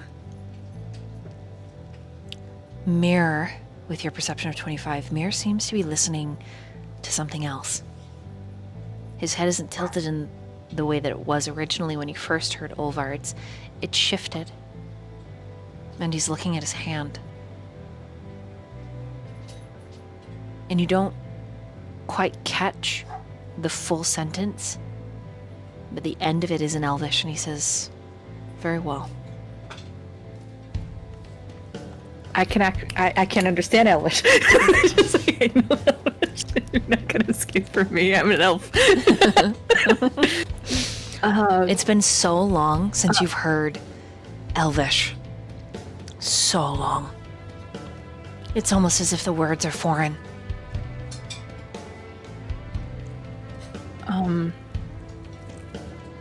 I think like as she like, damn you set me off. So of course I want to plan. Is that towards me? She was Damn like- you set me up towards me. Yes. Of course. I was just like, okay, I need to finish this conversation. It's just like, okay, let me drop off this cliff right now. I think she was like, because she was tying down like the whole bracelet thing on his wrist. She kind of like goes rigid as she hears that. Her like ears perk up and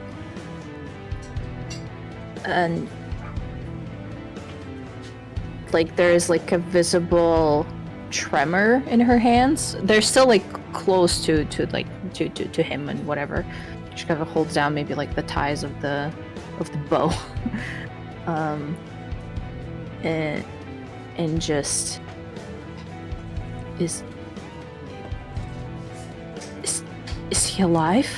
And then it's like I don't know how to describe it's like it's not exactly, it doesn't exactly sound happy. That's all I'm gonna say.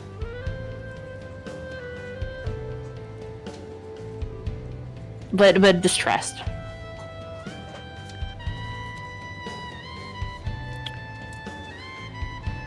Mir waits until you're done tying.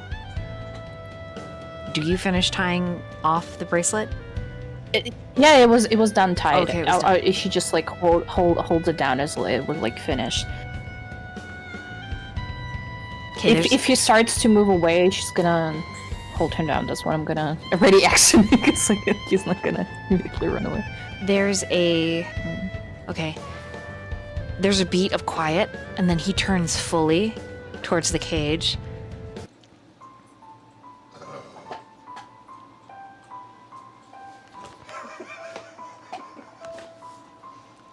I'm sorry if you guys heard that.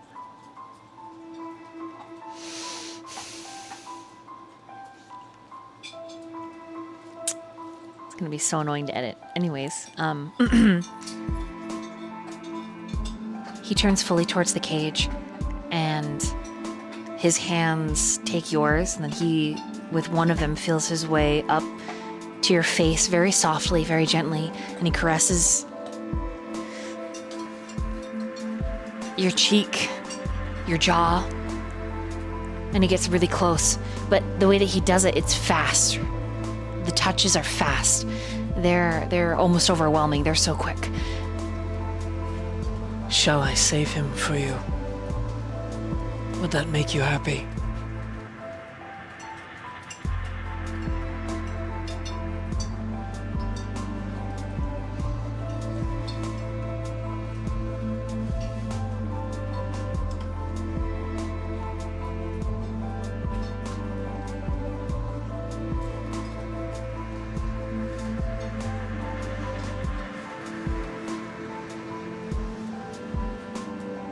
Will you have to pay the price for it?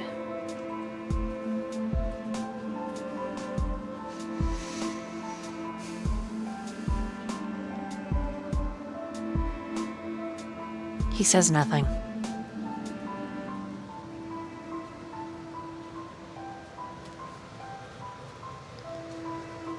His mouth is set into a grim line. You can hear shifting as he moves a little bit closer, and a lot of that beautiful hair falls forward. There is no price. For your smile I would not pay.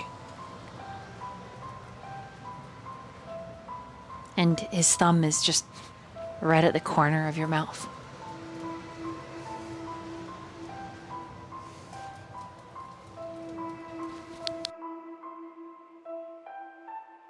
Is there a way to get him away?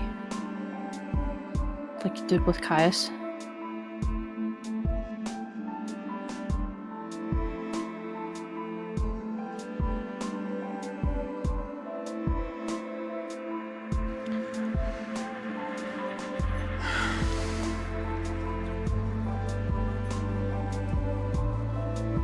It will take time.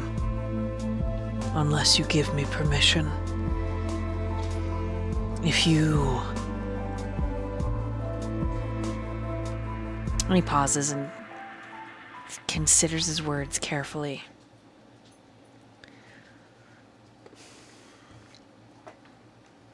If you allow me to destroy them, then the Pale Rider I shall become. And they will know me as Death.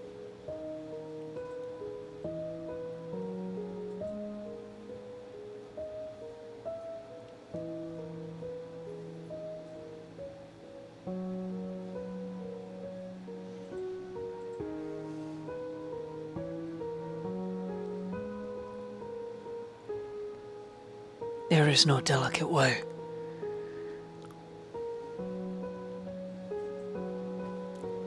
On one hand, he will suffer further under their menstruations. On the other, they will suffer under mine.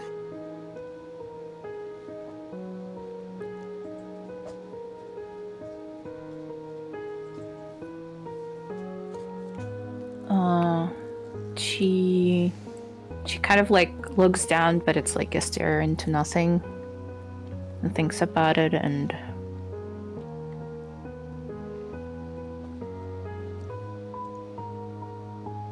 then when she returns her gaze up to him, there's this like determined look in her eyes.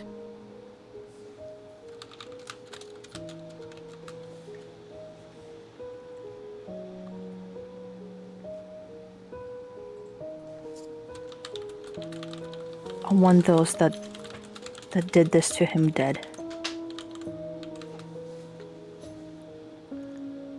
Smear that room with their blood, whatever you need to do, but get him out of this.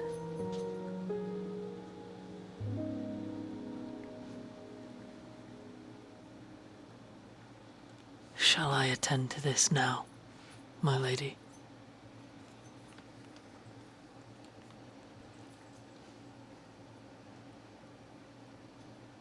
Before you go, she like kind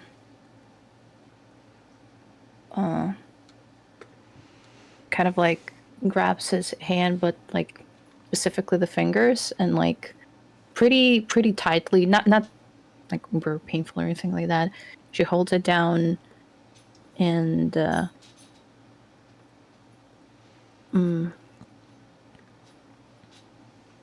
before you go, I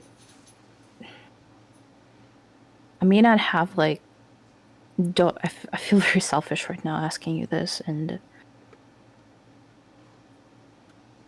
when you say you're gonna become the Pale Rider, whatever, death itself, just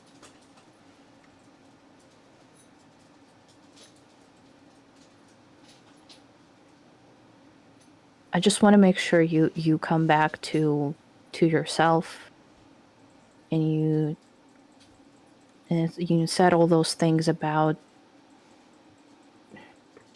not being able to give that warmth or anything like that, and just wanted you to show. And then, like, as she was holding, because like her hands are so much warmer, she like takes his hand and like presses his back to his cheek, because right now you're not as cold anymore, to kind of show that if he would allow warmth, that she thinks he can as well be that warmth. You are my warmth and my light. In your last life, in the life before, in this life and in the next.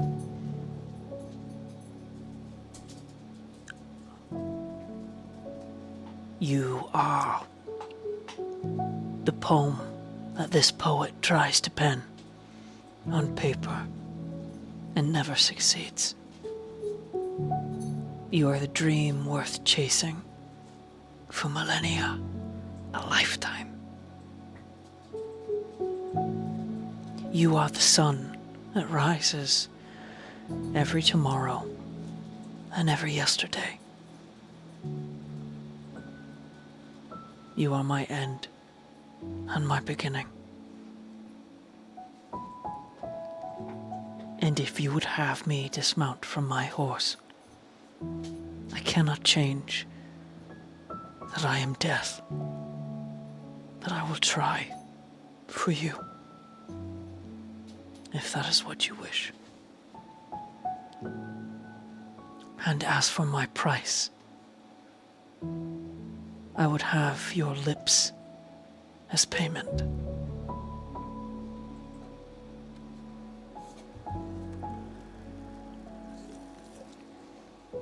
That certainly sounds like a silly price to pay.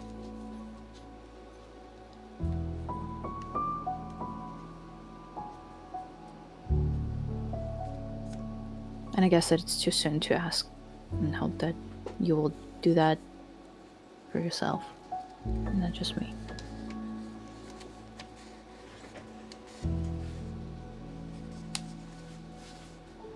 I want nothing more than vengeance, other than your love.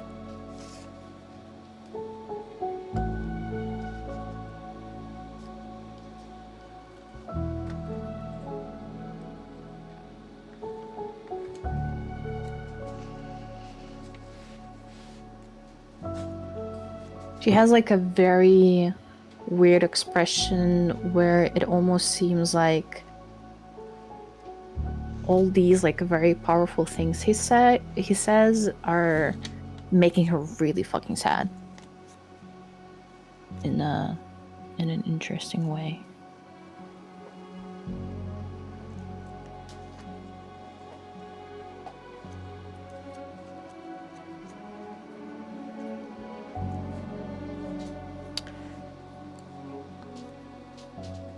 Why do you frown?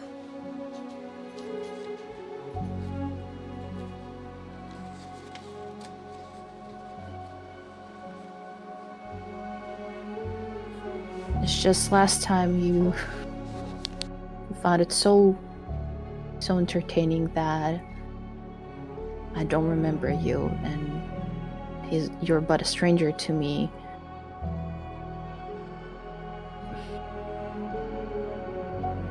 To me, it's just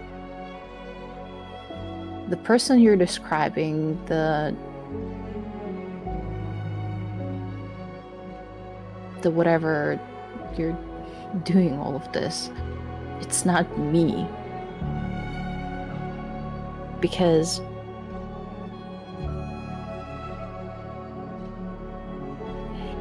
I'm but a broken reflection of that person. If there is anything even left of them inside of me.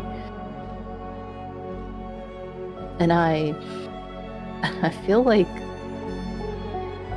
no matter what happens, even if the memories return, it's not gonna be her. And I am indeed but a stranger, still.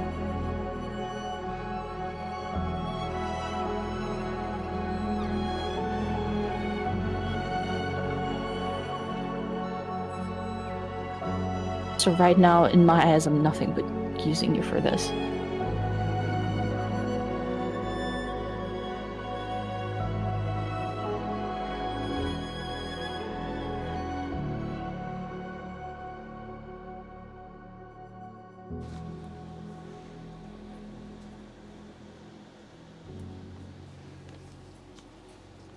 Atra.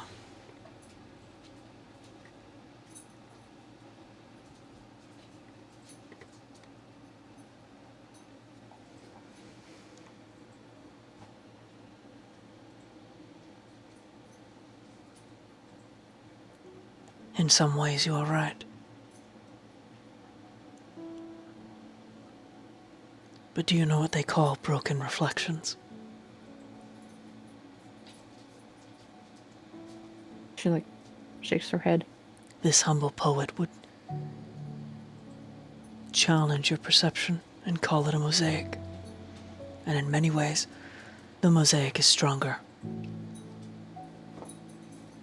A mosaic is often grouted with stone and modar, pieced together with purpose. You do not owe me, or yourself, even some semblance version. They're ruining the moment with your little evil gremlin noises. Stop it. Stop it. Stop. Stop it. Shh.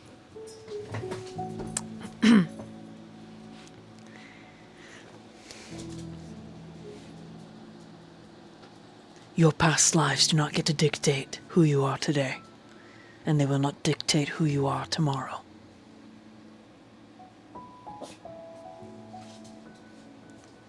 And if truly you feel like a stranger, then let me meet you here and now. As you are. As I am. Let us be two strangers that maybe someday can call each other home.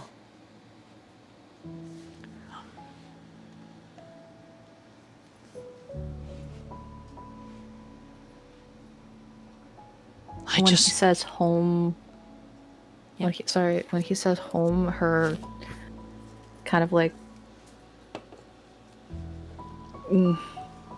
her expression becomes a little bit darker, and just,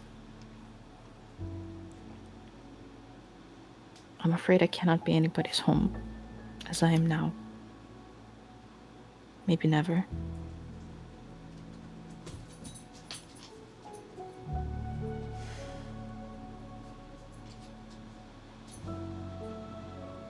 Then I would say I like to travel.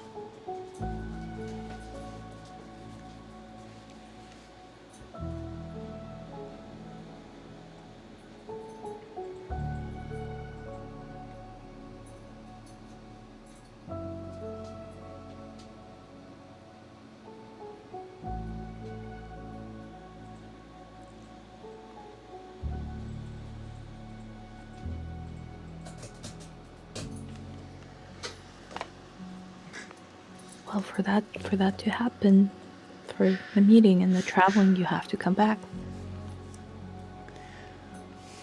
As you wish, my lady.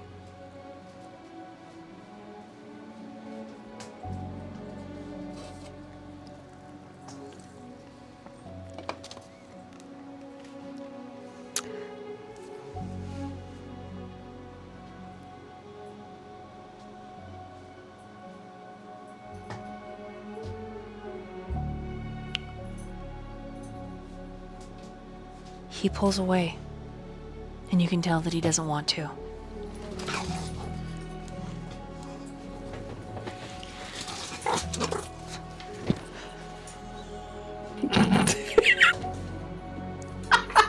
Sorry. Just like sacrificial lamb. Just The dog's like, take me, gods. whoa! Devil dog, dude! That's vicious. No, this is Fury. Oh, that is Fury. Fury! That may not be far off.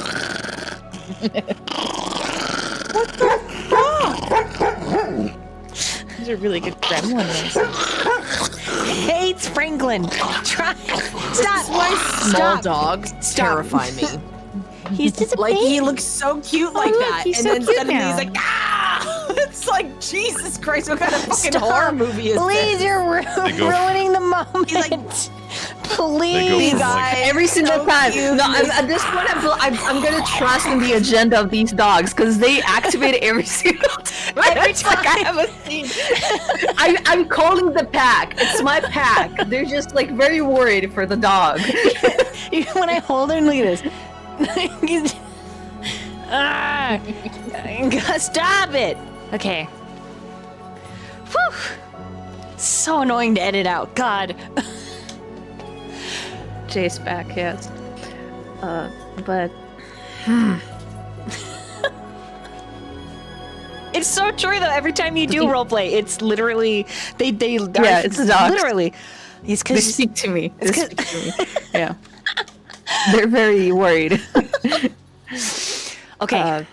Did he have both of his hands Yes. on me? Like obviously when I pulled away. Yes.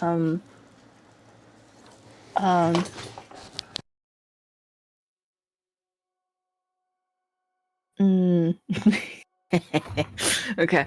I'm gonna pretend that the hand that was left on me is gonna be the one with the bracelet, and she kind of like takes it off, but he cannot see her. He's blind right now, and she places a little kiss on the bracelet and just for good luck, I guess. He actually cups your chin when you kiss the bracelet. Like, just.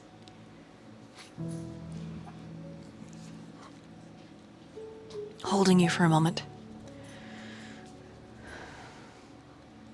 Because as you pulled away and stood, I'm sorry, I'm laughing because of Ville's comment in chat.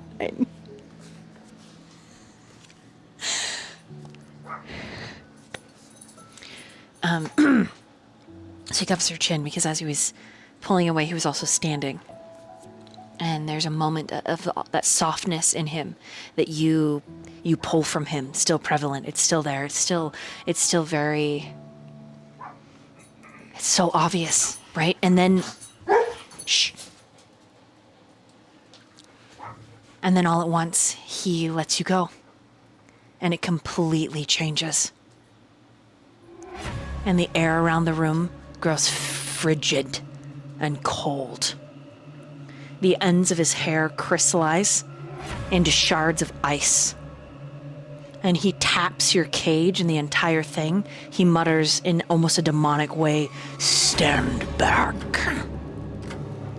And it's so tiny and tight that you have to hunker in as he freezes your cage, and it shatters when he flicks it with a beautiful crystalline ting. When he steps away, his shadow grows icicles behind him. Flowers bloom and then burst into frost. And it leaves behind a trail of frigid, pale death. He pauses once at the door to look back at you, and you can see his eyes glowing with an icy, glacial apocalypse. It's like a wasteland.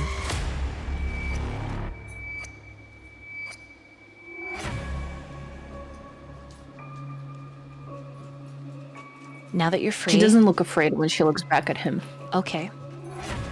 She like takes him all in. Okay, so you keep watching him. Do you kind of follow him as he steps through the door?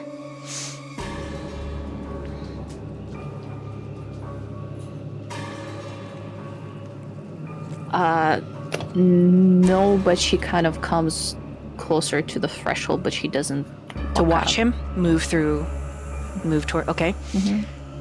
He tears through his shirt, his muscles flexing, growing in size, as fur, pale as snow, breaks out over his spine.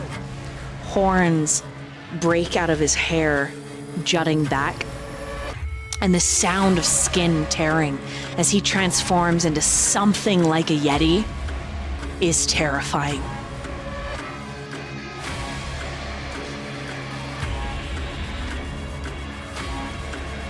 When he disappears into a pool of shadow, it freezes over like it's a frozen lake. And moments later, you hear the first blast of ice. And the screams. Oh, the screams, Adra. In Undercommon, someone is bellowing where are his slave bands, and someone else says, how can he cast without his eyes? And someone says, I thought you put him in the fire. To which he responds, the snow does not melt, and death is a pale rider. We're gonna meanwhile right there. And we're gonna take a quick pee-pee break.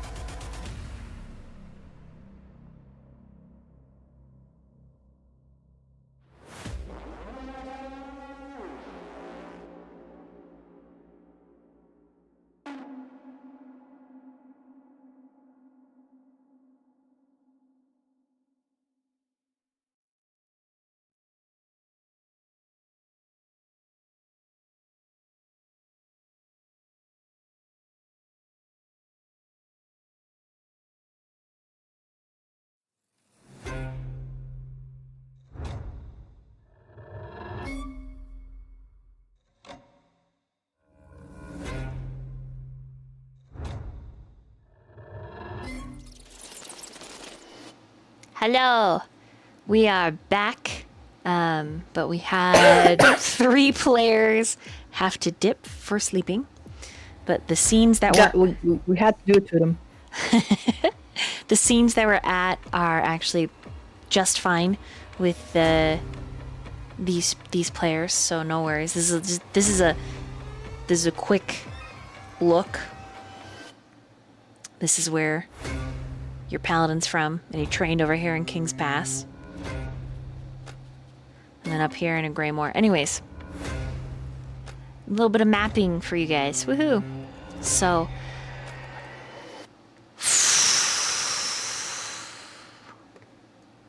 we're gonna meanwhile from Adrenmere, where she just witnessed Krampus.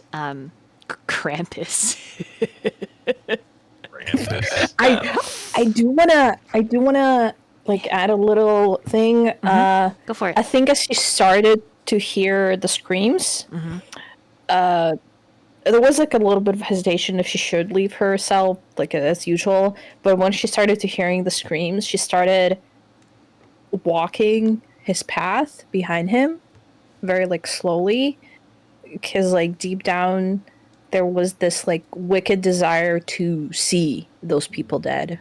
She wanted to see their blood because like once she heard the screams and understanding like what was being done to him, she became like just really fucking angry, and there was this like desire of violence.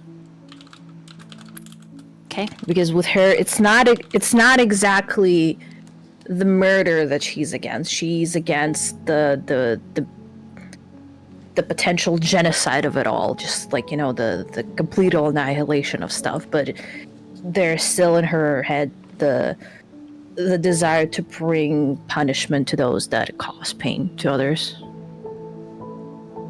You know, so yeah, she's like very, very slowly walking towards there so that you can cut from there.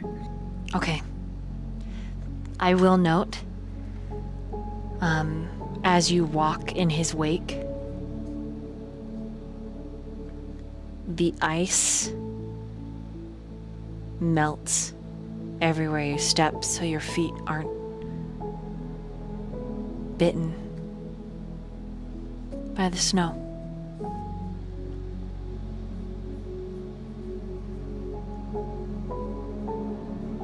As the famous poet Elsa said, the cold never bothered me anyway.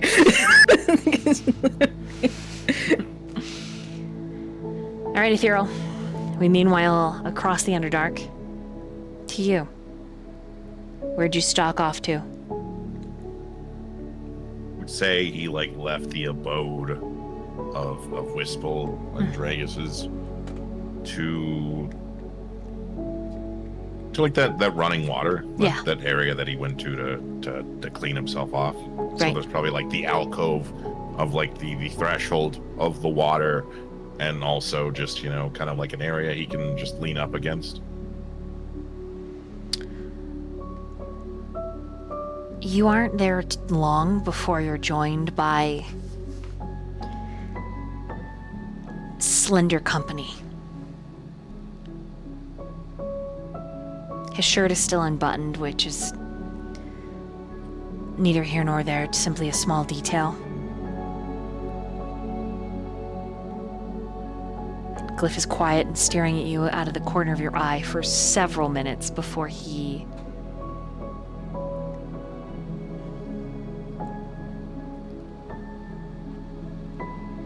Why'd you say that?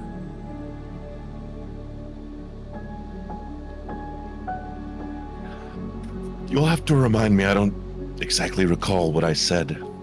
Kind of say things in the moment, really.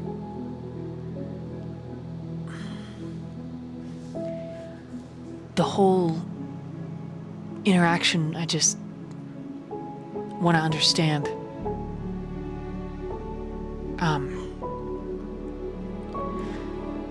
In a lot of ways, you kind of remind me of Cal. Like, you say things to purposefully shake the wasp nest, or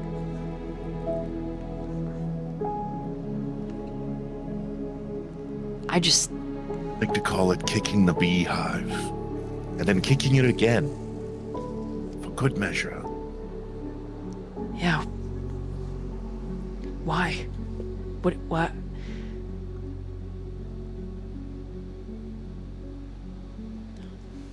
I just want to understand.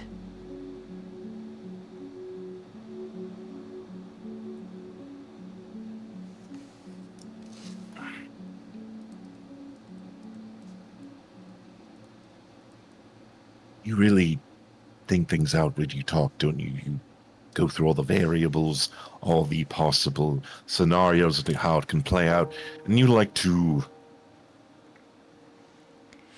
mentally articulate before you speak, don't you? I try to.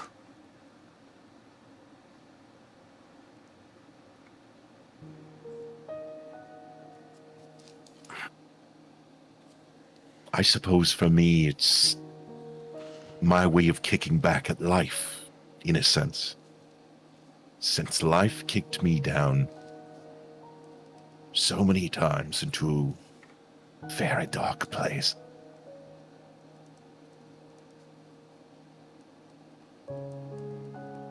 And oh, was it dark.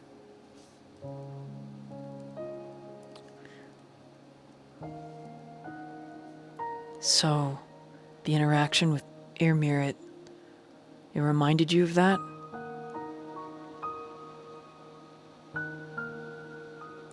It reminds me of someone's own self-righteousness who I encountered once. For they would mock and insult for their creed, their purpose, their performative need to dispense justice, when injustice is everywhere in the world, whether it's the Underdark or the surface.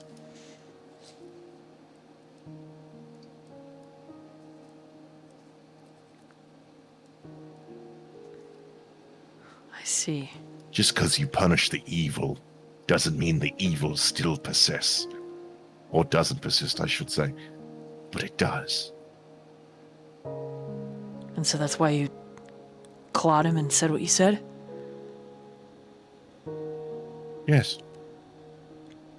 Not because you see him as a It's a lo- person, but you see him as this performative justice. If these lawful paladins truly saw justice in the world and sought it and wanted to root it out, they do a piss poor job. I mean, they're only people. Oh, yet they feel a need to hold their holy relic above their head,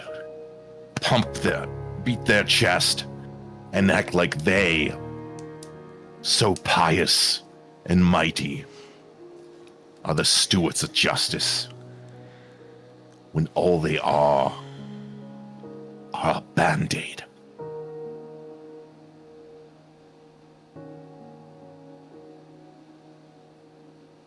You're really hurt, aren't you?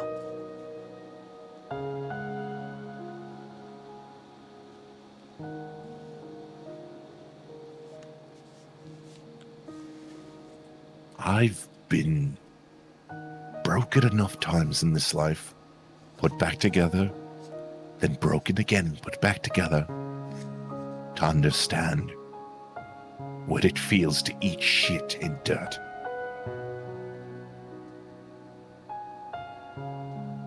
And what I can't do half the time is look at you. And that's not your fault.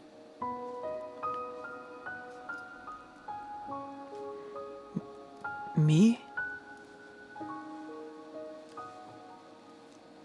That's right, little boy.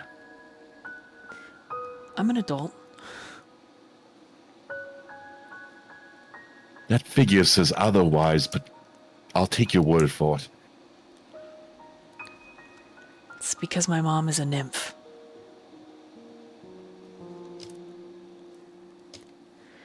That's fair. Do I scare you? Terrify you?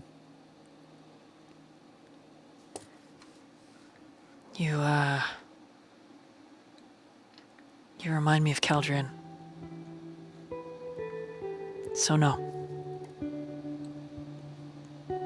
I just noticed the reaction that you had was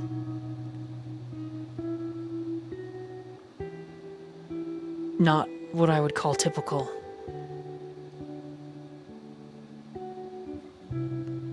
How far away is Glyph from me in this moment? 5 feet. He's like leaned against the other part of the alcove talking to you. He's gonna like move a little closer, maybe like to close the gap like 2 feet.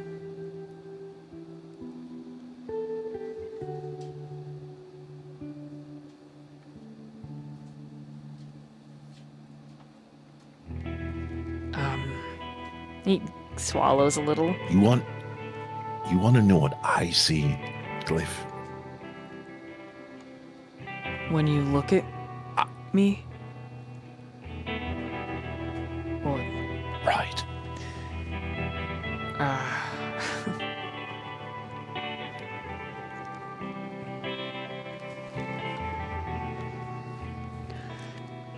Sure.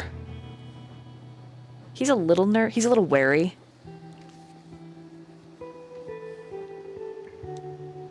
I see purity and innocence, kindness, warmth,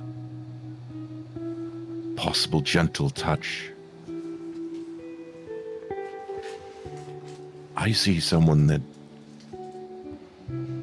had the opportunity to be cared for and loved by their... We won't go there.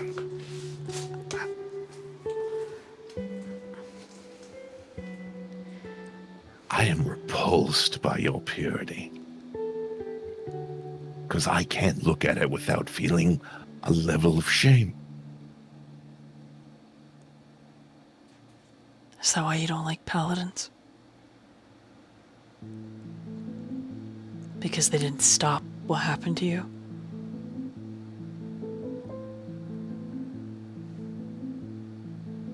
I don't like paladins. Because one of them did this to me. I'm so sorry.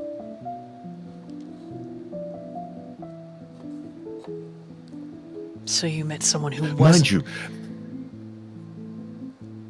they weren't the only one. There was more? This was... If you only knew how many more. But there was a particular individual that did the absolute worst they could.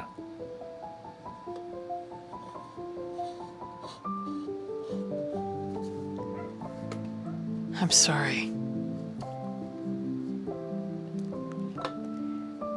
I'm sorry. There's no point to being sorry.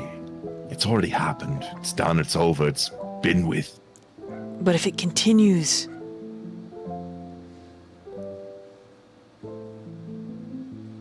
If it... You experience it like a ghost living in the flesh. You see it in your waking hours.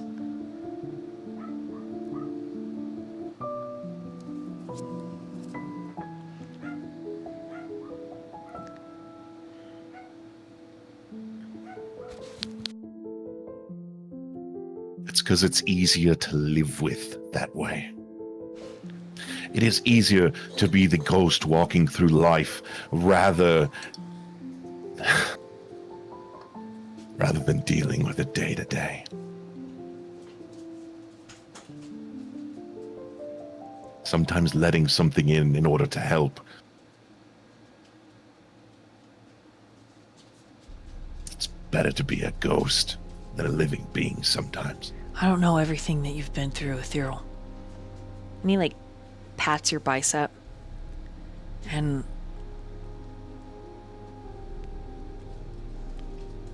you're right. I am what I am. And I'm sorry that that's horrible for you, but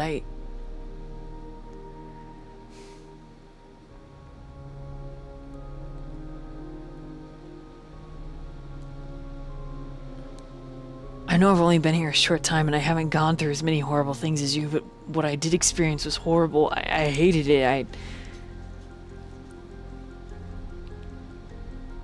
It was like my body wasn't my own, and I haven't even begun to.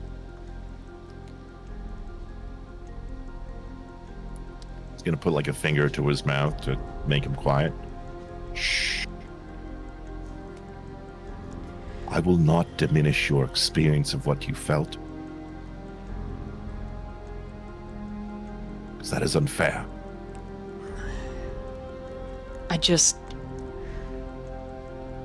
He squeezes your bicep in a friendly way, gives it a little, the tiniest shake. He says, the way that you snapped back at Irmir, where you knew he was weak, was just, it was so Caldrian coded. I knew you must be hurting, not out here, but... And he touches his own chest, in here. And I imagine if I keep experiencing, or if I had to go through that every day, I would hate the world too.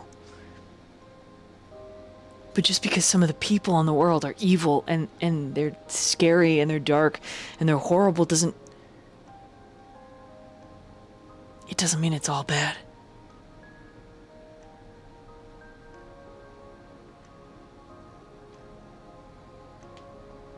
There's truth in that part. That's not all bad. There are people that I'm waiting to see when I finally leave. One stupid enough to come down here if they did, and if they did, I will smack them upside the head. And another that's too much of a cunt. And I mean that endearingly. To leave topside, and that's for the better.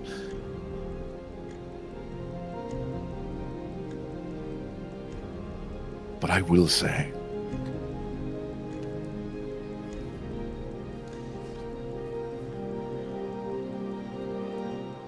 when you embrace something darker within yourself, like, let's say Caldrian, I don't know him intimately like you do, but when you embrace that darkness, it's either you stay there or you eventually leave. I chose to stay, because that's all I knew.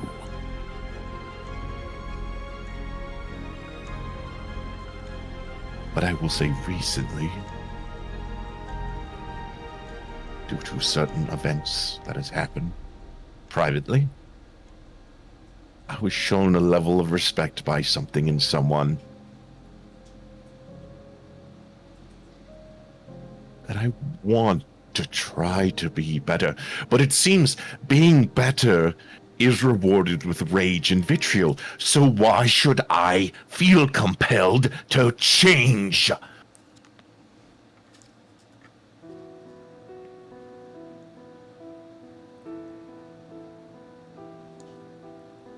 I'm gonna say something and you're not gonna like it. And if you try to hit me, I'll let you.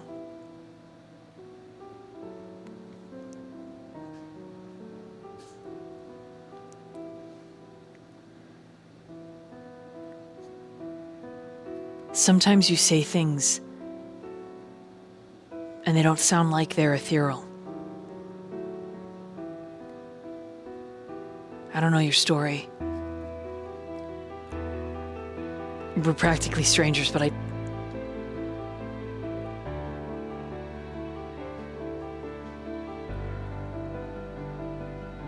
when you choose to do bad things, it marks you like a tattoo, like a stain.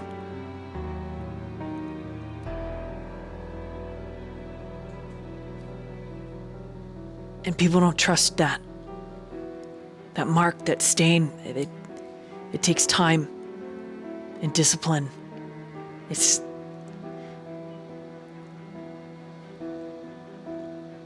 the same concept of training. You're not gonna know how to shoot an arrow overnight.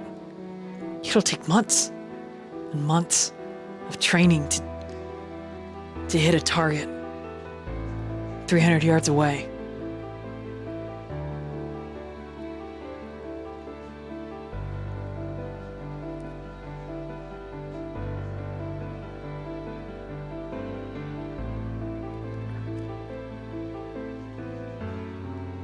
I'm not saying Aramir hitting you was right.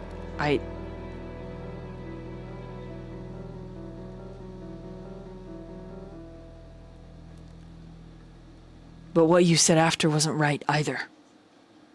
It wasn't nice. Especially if you experienced that yourself. It was hitting another guy in the balls. And you said yourself you're trying to change.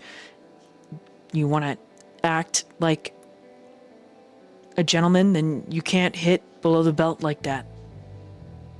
You already clawed his face. There was no need to say what you said.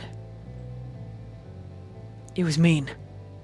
It was mean-spirited, and it didn't sound like the ethereal that I have heard talking to Whisple. It reminds me of Keldrian. And I know that he deals with dark things and dark spirits and entities that I know nothing about. And if that's what you're dealing with, Ethereal, then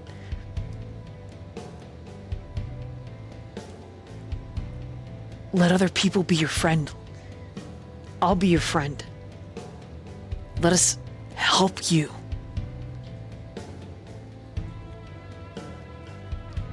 I'm ignorant and young, I know, I get it. I was stupid for coming down here.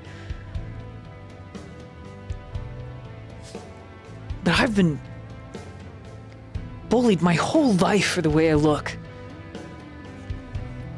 Every day, I can't tell you how many times these jackasses would tell me I needed to wear a fucking skirt.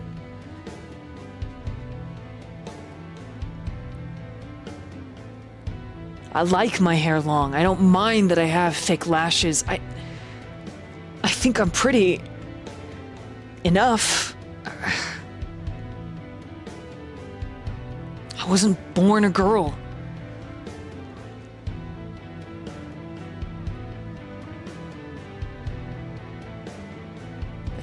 Even their words are nothing compared to what happens down here.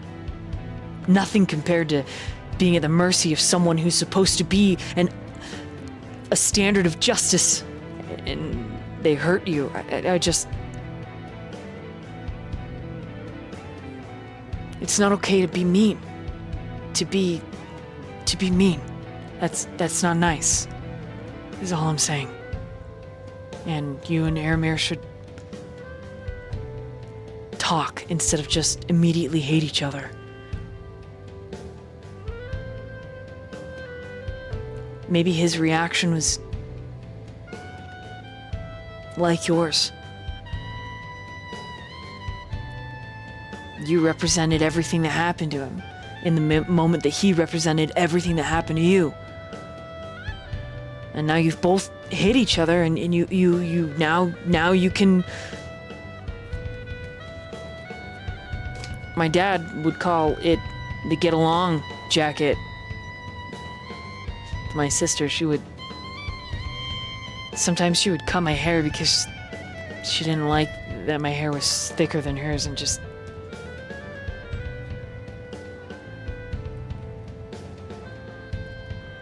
I don't know.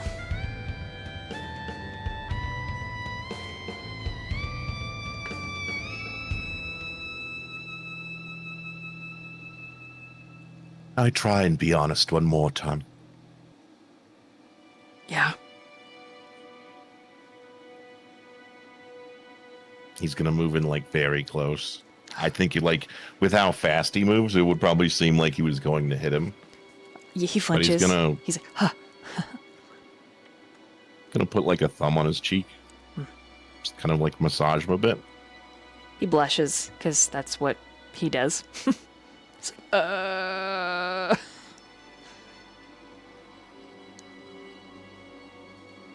After a moment, he stops.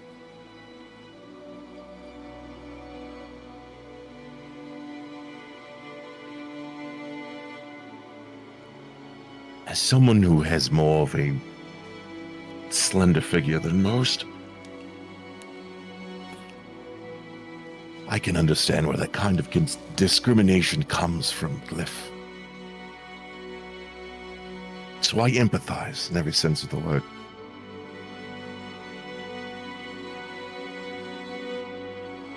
Don't let anyone tell you how you should or should not look.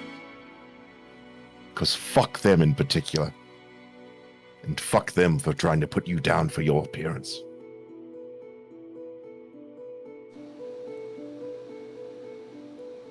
I may not be able to look at you,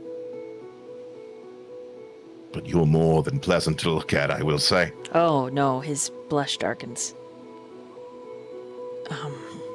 Thanks. When he moves away back to the 2 feet. I'll consider what you have said. Can I ask you another question? I mean, we're here alone, so ask away.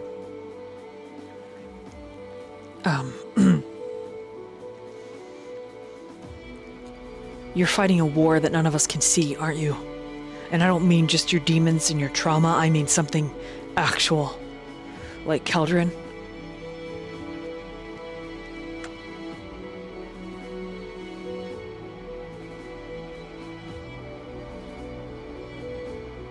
Yes. Think of it like a personal crusade. I know it. He grabs your forearm. I'm gonna help you.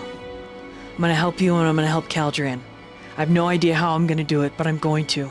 This is my pinky promise. And he holds out his pinky.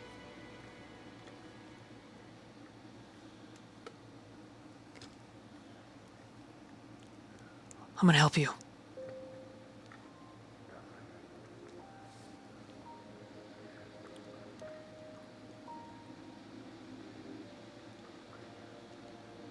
He's gonna hold out his pinky. And he hooks his pinky Gonna around take it. yours. But when he does that, he's gonna pull him in. Just so he can whisper in his ear.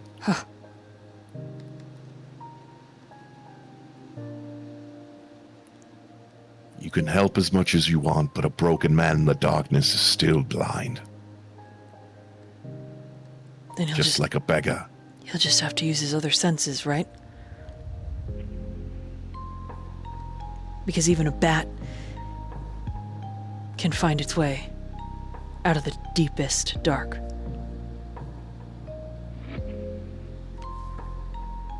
And I've seen you turn into a bat, so the analogy's it's partially the truth. And he lets go of your pinky and steps back. He's having a little bit of gay panic. Enough. Fair enough.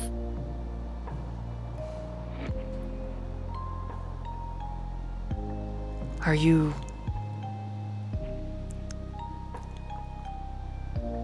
gonna be okay?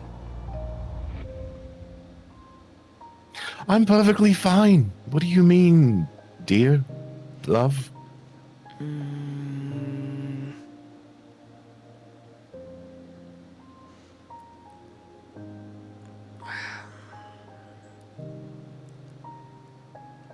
Okay.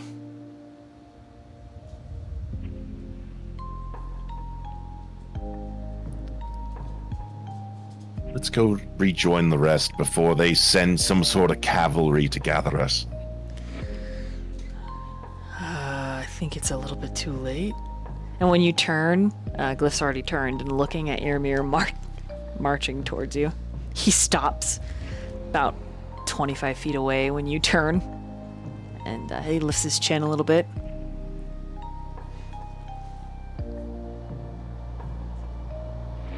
Underneath his breath, he's just like, fuck.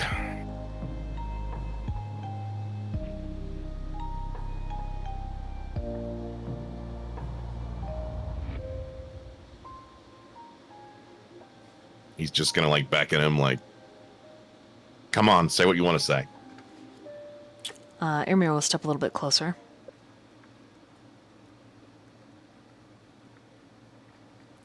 And as he steps closer, he lifts his palms.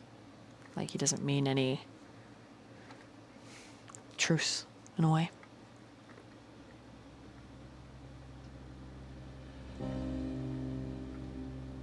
Say your piece so I can return to the rest of my people.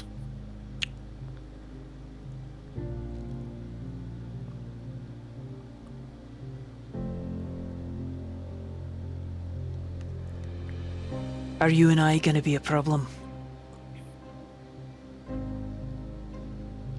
Do you want to be a problem? That's the thing, dear. He says a little short prayer under his breath. Nah. Not while we're in the Underdark.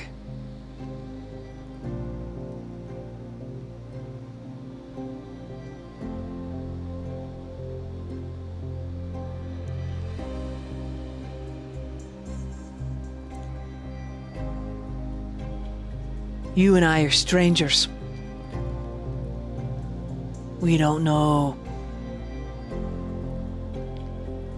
light from dark where each other are concerned.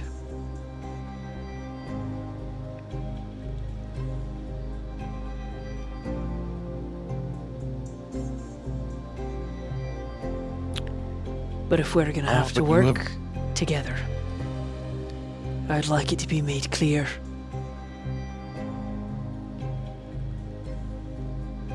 You don't cross my line, I don't cross yours.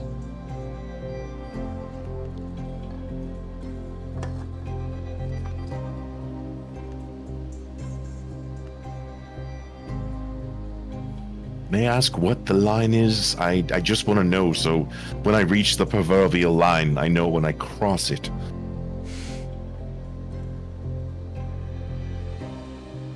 The fact that you're asking tells me everything I need to know.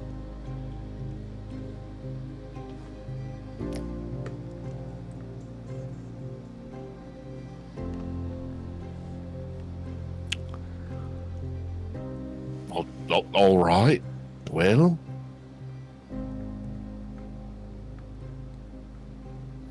Okay. For justice, yay. Wonderful.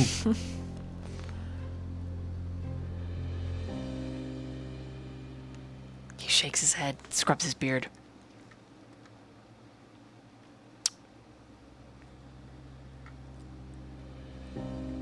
All right. Well,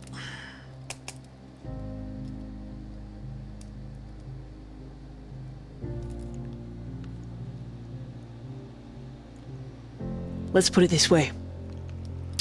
You try to offend me, or harm myself or ill in any way, and I'm gonna smite you as hard as I can.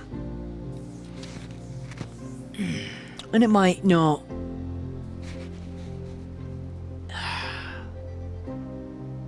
And you can see that he's like thinking.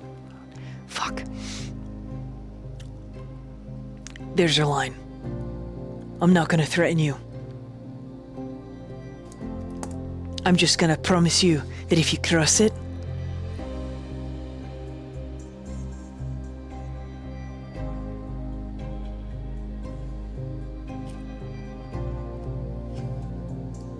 one of us is gonna go home in a body bag.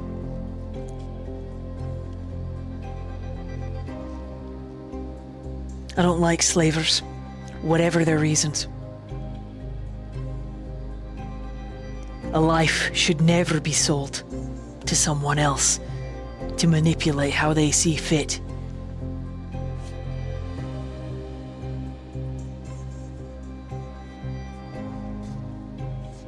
And second, I punched you, you clawed me, there was no need to say what you said. Because with you being down here, I can guess what you've been through, twink.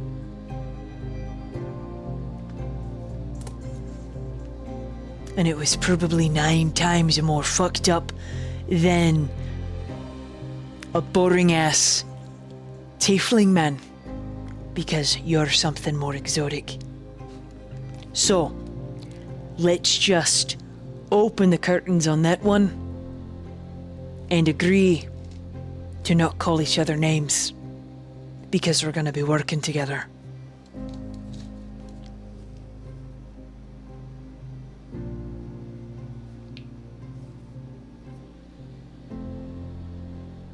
Yes, regrettably, we have to work together, sadly.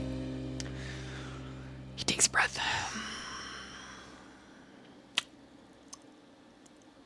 Also, how dare you call me a slaver? You sold me Especially, to the drow, who then, as you so eloquently put it, sexually assaulted me. They also beat me like I was a 9-year-old again, worse than my granddad. Treated me like an animal, worse than any imaginative thing I could even think was fucking hell. And you made light of it like it was a fucking daisy. Right. Aye. Yep. Mm-hmm.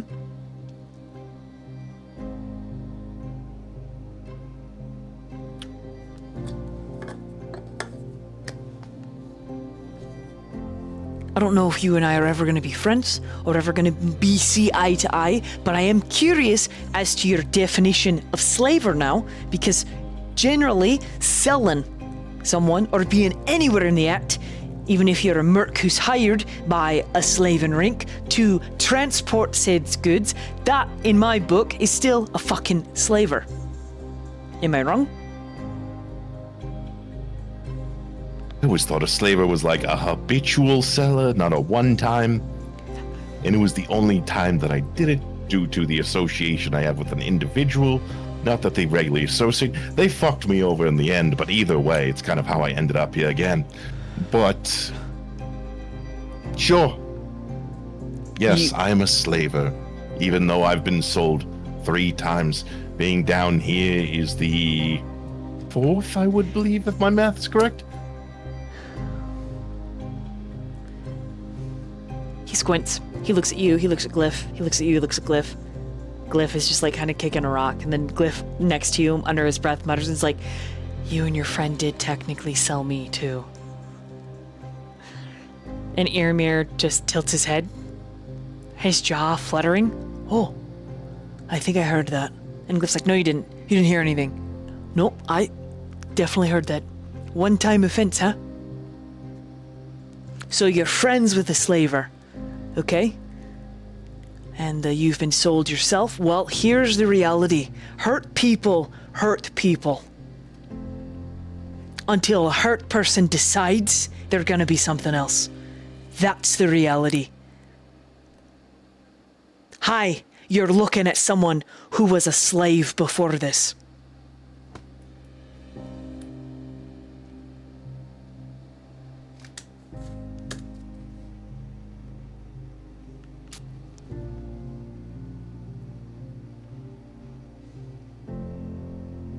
He's just gonna lean over to Glyph. I haven't mentioned how much I hate paladins. Like, so much. Just whispers in his ear. I have a really good passive perception and I can read lips. So, if you're trying, you're gonna have to turn around and fart in the wind for me to not hear you. Okay? So you're a slaver in recovery. Congratulations, I'm super proud of you. And I hope you and I can work well enough and close enough together that you decide to change your stripes, so to speak. I'm not a paladin because I'm looking for fucking glory.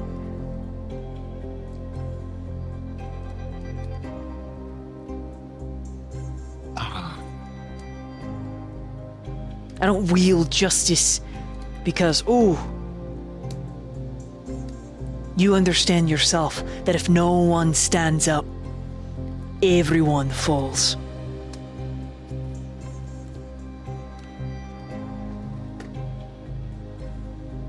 Beacon of justice before me, I kneel in your radiance. My name is Ermir, and I'm nothing special. Oh, I heard your name.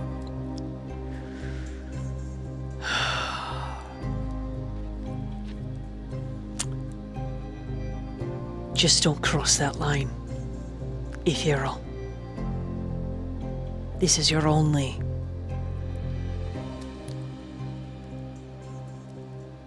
verbal consideration.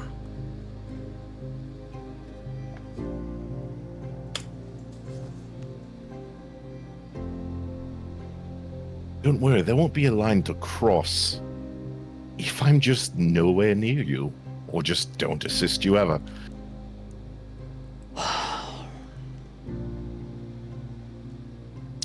You remind me of a rogue I worked with once. Pain in my ass.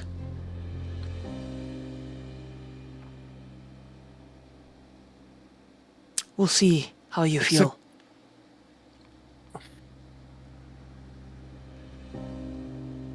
Except for this one right here. I would do anything for this boy. Man, sorry. It's okay, I'm pretty young. You could... It's fine. Well then, do yourself a favor and stay in slaver rehab. Do him a favor and stay in rehab as well.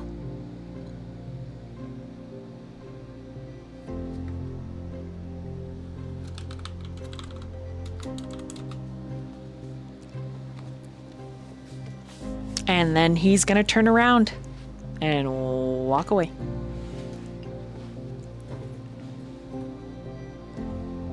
All right, Glyph, that was productive. I say we go find Danriel and see what he's doing, or she's doing now.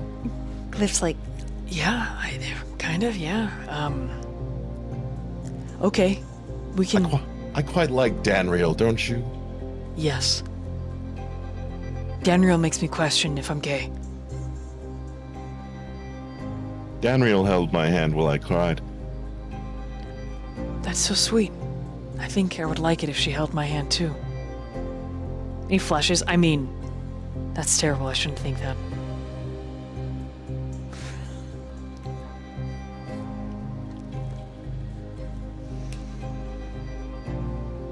All right. Sometimes we could be a little fluid with how gay we can be. It's strange. I've never experienced it. Really. Would you like me to show you? What? Show me what? How not to be gay? Danriel?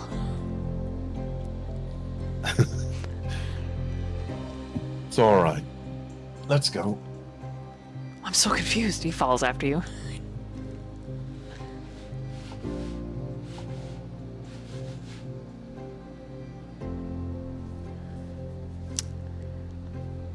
And then from there, we're gonna take another small. you that was your like what was that? That was like my transition. That was like the Scooby Doo transition. Oh, I get it. It's Scooby Doo transition. We're gonna take got it. Hey, we're gonna take a small BRB, so I can talk to the players, and I'll be right back.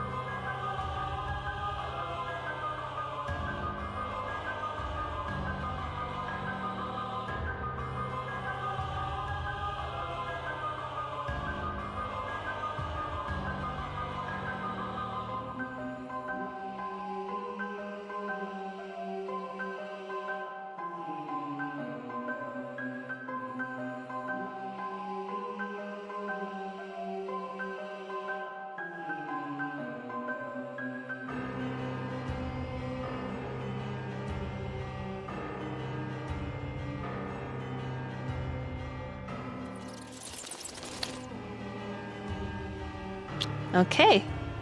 And we are back.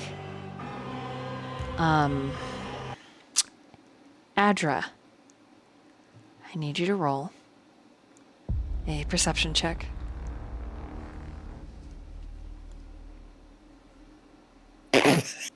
Yeah.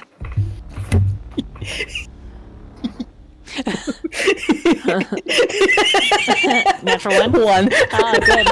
Good. Good. So, some snow gets in your... I'm zoned in. I'm just screams music to my ears right now. Some snow gets in your By eye. the way, I just want to interject, but you do have an inspiration if you wanted to use I it. know, but do I need to do that for perception? I don't know. Unless it's gonna expire after today, so. No, it doesn't expire. I can live with this one, I think. It's not me climbing up a wall, you know. Villain just gifted a sub. Oh, you're just gonna. Okay, okay, gotcha. I got the point. It's gonna be 14 now. Okay, so you don't miss it and actually like get swooped away from the scene before you can take it in. How do I describe this appropriately? There's no appropriate way to describe this. Like at all. Okay, give my brain a second, let it catch up. The smell is the first thing you notice. The second thing is how cold it is, and how the cold seems to temper the smell. It would be so much worse if it was as warm as the Underdark usually is.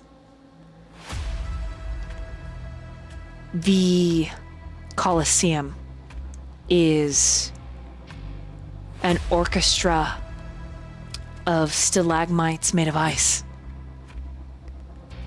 It seems like there are hundreds of them slicing through seat and ground, wall,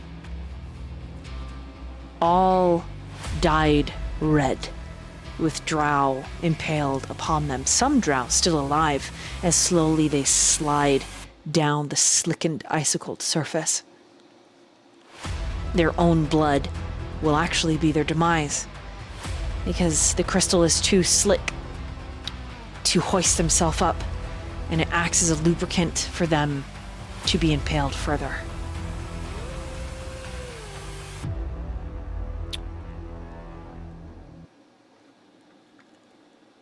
Not in the center of it all, but definitely the conductor of it all. Mir is a blizzard. The snow around him, a frenzy, and moving so hard that it kicks up a wind. And this wind is actually drawing droplets of blood up into the snow, dyeing it all red around him. Each cast, an icy cut of destruction and just death. In his castings, there is a brutality, a cruelty that is the other side of the Fae.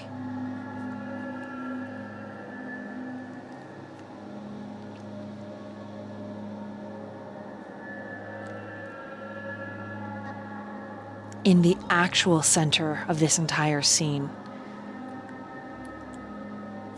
chained and feral, naked as the day he was born, Olvar. But the way that his eyes are bouncing around the scene and he is screaming and tugging at the chains does not bode any understanding of who he is or what is happening around him. Olvar is salivating and snarling in a way that is animalistic. And on the opposite coin, in a very controlled, primal, destructive way, Mir is also snarling and salivating.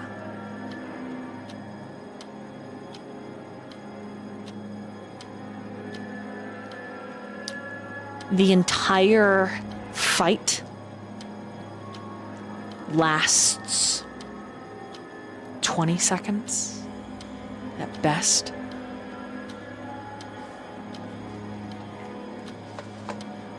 And you can make out with your perception roll who Mir likely killed first, because it is only her skull impaled on an icy shaft in the theater box. The rest of Starid's form has been skinned from top to bottom. And she sits in a puddle of her own viscera, frozen like a pile of shit. Very likely he attacked there first, crippling the Drow's ability to call for help, because males are not allowed to learn spells. And then he went to work on the males. And the other females, young, most of them.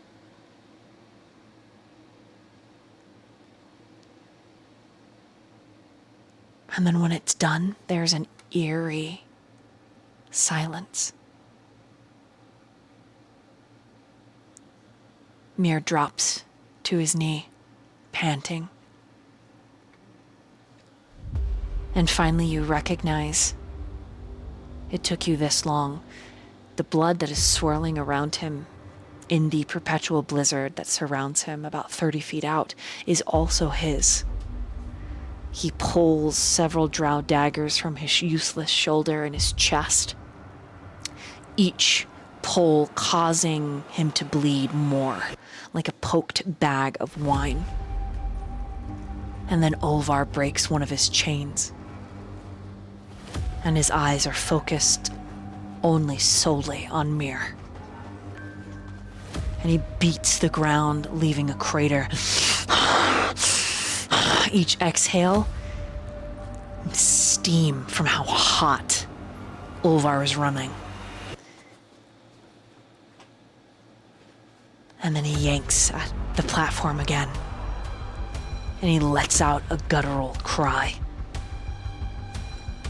Mir grunts, but it's from pain. What do you do, Adra?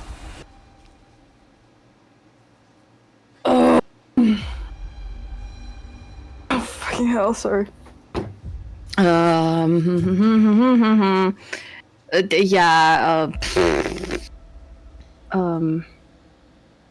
I think she's gonna fucking dash, like just book it, trying to. I'm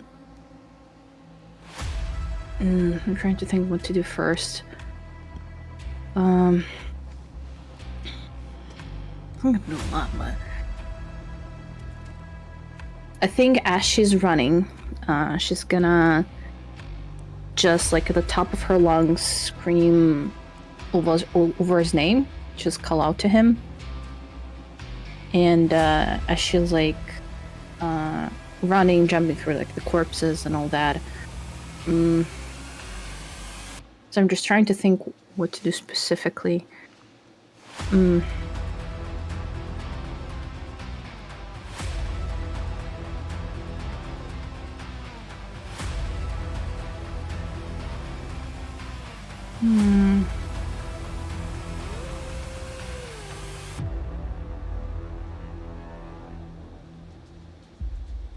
She's running, calling out his name, and just like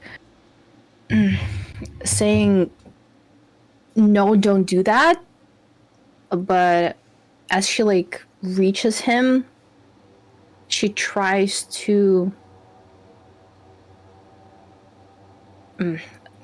like my thought was like grabbing the chains, but it's not gonna do a lot.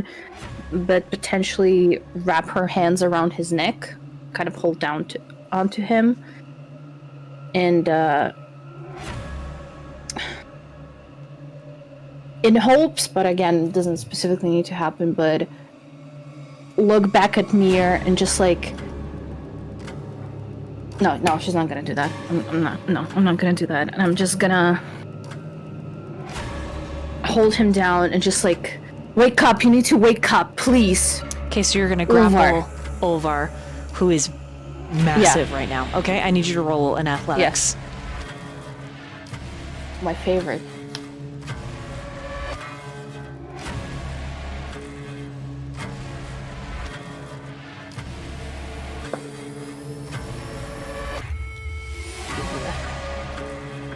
Dirty 20.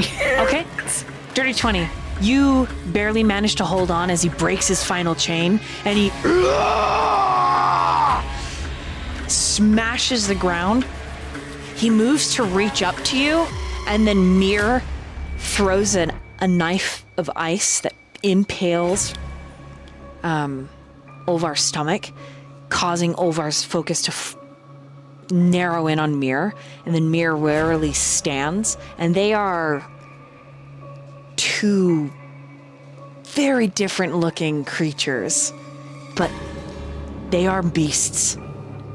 One is steam and fire, and the other is frigid cold. And for lack of a better term, you ride Olvar as he closes the distance in a blink to Mir and brings a knee up to Mir's face. Just raw, unadulterated rage. Mir, for his turn, because you grabbed on, and then Olvar acts. Now Mir acts, and then you'll get an act. So Mir, Mir's gonna heal himself. He actually reaches up to touch his chest where he's just bleeding like a sieve, and these flowers that look like ice, they bloom and then they melt, covering the wound. Now it's your turn. Is me half shifting a bonus action? Yes. Half shifting in terms of like the humanoid form. Yep. Because like I wanna shift on top of him because like she becomes angry right now with just like, you need to fucking stop, and like she shifts, and then like with her like wolf mouth now she like bites at his like ear and like crunches down to like make him, I don't know, switch his attention or something like that. Okay.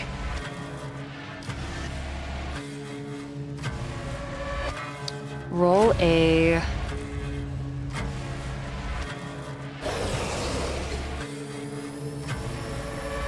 charisma saving throw.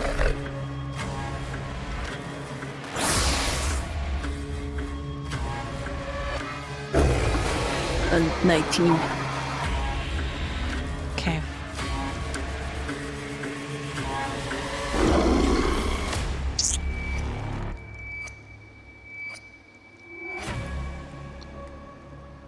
Olvar pauses,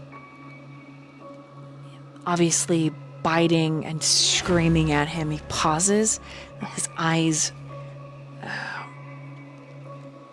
bouncing around the environment.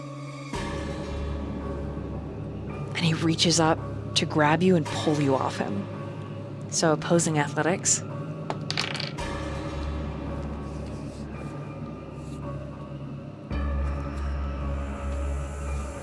Uh, 17. Okay, he got a 29.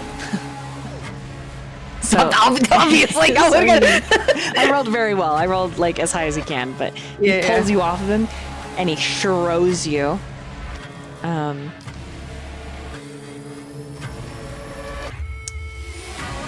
You take 5 points of damage just from the distance that he throws you. And he roars at you and Mir. But he looks confused. He looks unsure.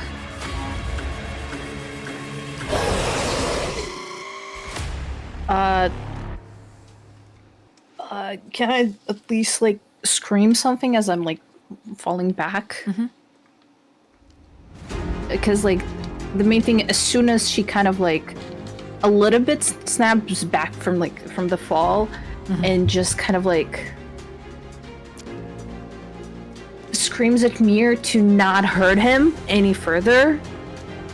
Like, just hold him down, anything, but don't hurt him. Because he already kind of pierced him with a fucking icicle. But only. Okay. So for Mir's turn, he's gonna attempt to grapple. Okay, he moves into grapple. Ovar uses a reaction, and he brings his arms down and up, grabbing a hold of Mir's hand, and then he does a quick twist, and he breaks the elbow. God, I rolled so bad as Mir.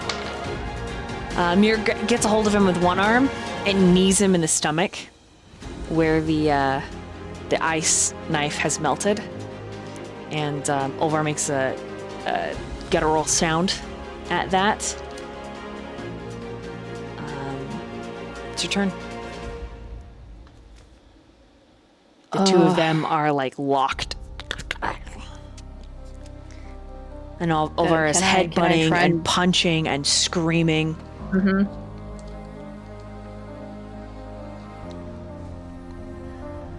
Can I try and climb back on his back? Yeah. Something like that? Yep, you totally can.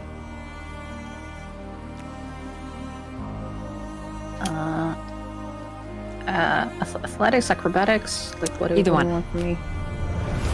And you have advantage because he's being think grappled. acrobatics are better. You have advantage because he's being grappled, so make sure you roll 2 dice. Oh, 20! Okay. So yeah, you're back up on his, even in your half shifted form, or even in your mostly shifted form, you're like little, but you hop on Olvar's. In comparison. Yes, in comparison. You hop onto his back, holding his tusks are massive. You can see at where his hairline, just beyond his hairline, there's horns beginning to form on Olvar. Like they're trying to pierce up through his skin, and it's orange and green, just swirling under his flesh power. And he's burning to the touch, like it's super hot to stand on him. You've got a hold of him.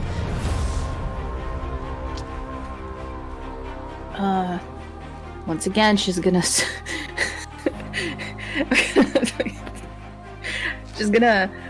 try. She's like grappling with one hand, just like pull a little bit on his hair, kind of like Wake up, you stupid seaweed! Please, just wake the fuck up. Please, Ulvar. And it's just like a lot of pleading, calling his name, and just trying to, I don't know, try and make his eyes focus on her. Roll a performance this time. Somehow.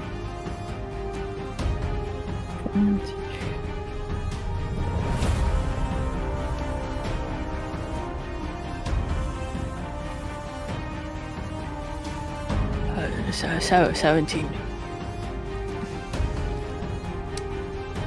Okay, for a moment, you like manage to slide a bit to the front of him, looking at him, grabbing his like jowls, like Ulvar, and his eyes. He blinks and he looks at you. You can tell that he's almost blind. They're so pinpricked, his pupils. Very likely he's not processing any of the information. Or he's high as fuck on something the drow could have given him.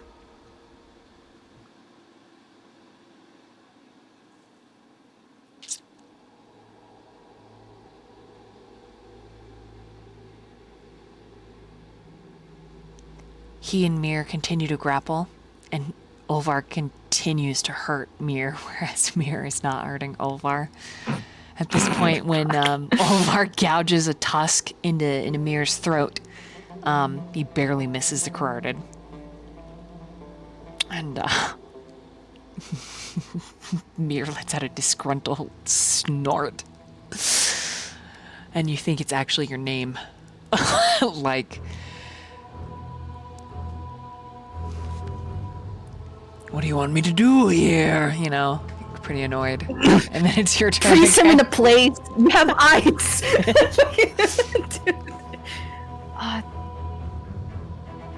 I have nothing. It's been fucking carved into my bone.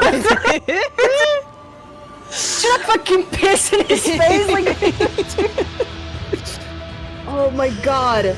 You know what to Start do. choking him off. Just like, I don't know. You know what to do. You know what to do. You gotta do it. You got this. Come on. Do I kiss him? Like, what do you mean? I know what to do. What? If he's poisoned, but you don't have access to your powers. Do I have the pouches? Because like I thought like everything was like taken away from me. But who has access to their power right now? Mir.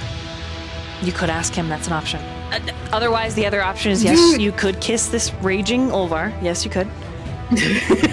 You could shove your feet in his mouth. You could. I got my toes out. They're already. They're free real estate. They're out there. Okay. You could be on him too. That's an option. Like, okay, then like, do you have anything to like do anything about his state, his poison, drugs? Did she say it just like Kiss that? him. His like, poison, his drugs.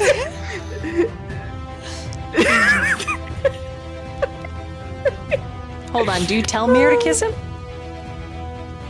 No, not yet. What? Not yet? What the? Damn. I'm like, I don't have my powers. They gave him something. Okay. Alright, if Mir can survive this blow, then he knows what to do.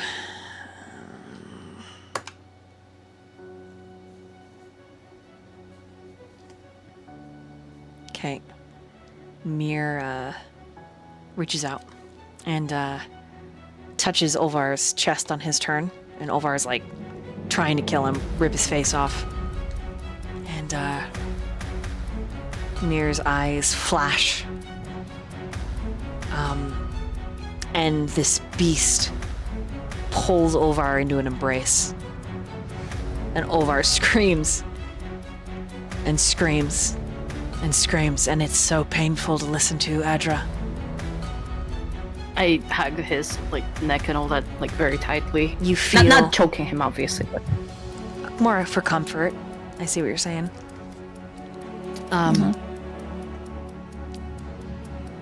And he roars and he roars until his form, it's almost like he's being ripped apart from the inside. There's just so much pain, and then he shrinks in size rapidly. And it's Mir that's holding the both of you. And then he very gently sets the two of you down.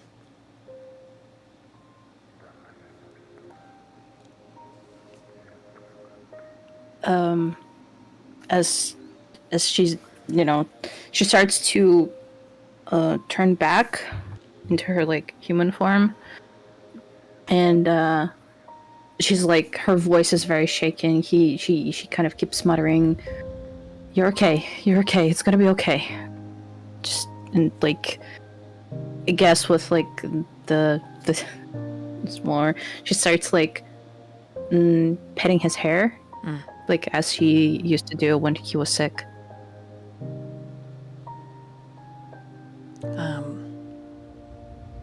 When he shrinks in size, the damage done to him makes an appearance. He's missing a large chunk of his cheek, and they healed it that way so that his teeth were always exposed. And you can see where they've pulled several teeth in torture, leaving the gums open with metal expanders, almost like stints that expose the nerve to air. The torture is probably because he ran his mouth as he does. But even though it's excruciating for him to speak, he doesn't open his eyes. He leaves those closed. But he grins. I like the way you smell, Adra.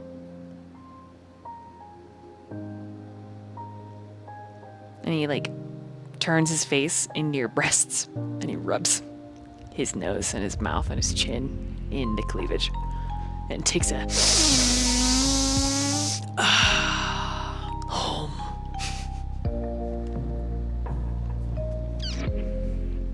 You're in so much fucking trouble. I'm sorry, I died as a bee. It was not on purpose. And he's talking in between your boobs. Right. Wasn't on purpose.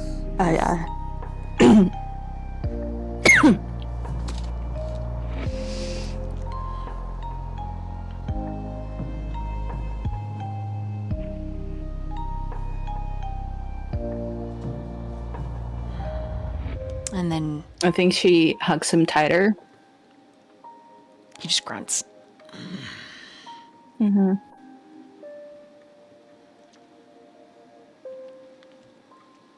And I think as she does, she like starts muttering like, "Thank you," and looks up at Mir.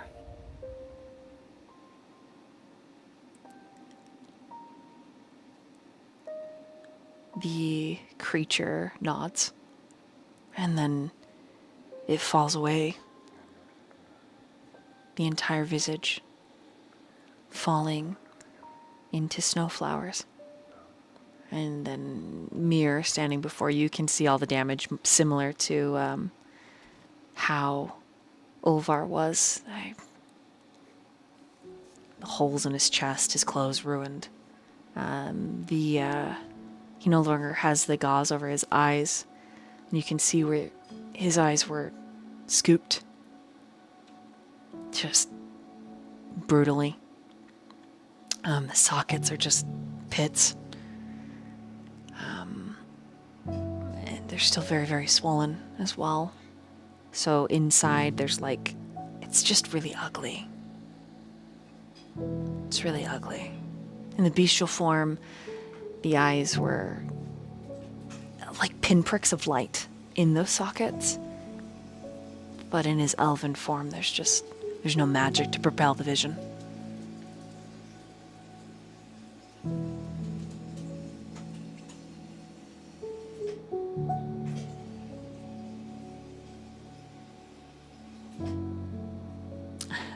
And he turns towards you. And he doesn't say anything, but he does spit up a whole lot of blood.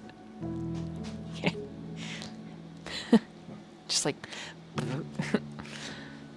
wipes his chin and his face. Almost comical in the way that he does it. And Olvar turns and looks at Mir. Looks at you. Whispers, "Isn't he the bad guy?" And Mir just says, "My ears still work, Orc." Yeah, I realized that. I would talk my normal. I'm not whispering. I promise. I don't care if you hear me or not. He's the bad guy? No. Yes? I think that's what he's trying to believe that he is.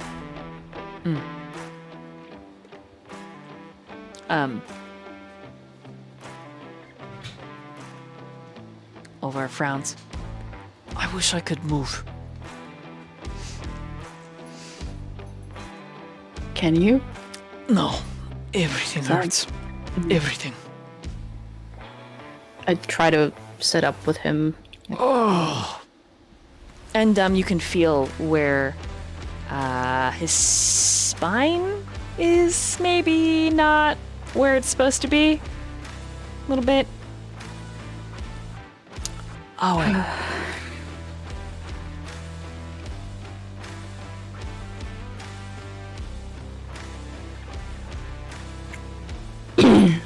We need to get out of here somehow.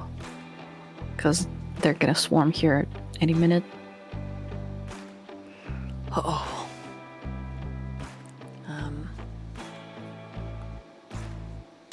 At that point, Mir feels his way over to the two of you. He's got a sash back on his eyes, but it's a different color. It's a little bit stained. You can see his shirt where he's ripped it. And I think I'm gonna, like, with one hand as, like, he comes closer, I'm gonna reach out, but more in a way of, like worrying that he might stumble. Kind of like he's a blind man currently, and just kind of, like, maybe, like, buy the clothing or, like, anything that can kind of, like, I don't know, if he comes closer, close enough for that. you, like, take a hold of him.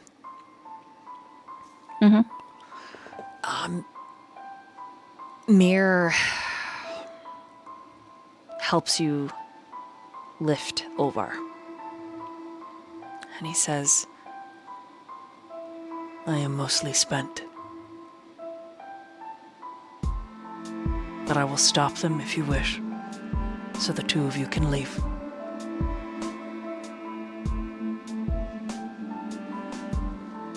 I think you should live with us.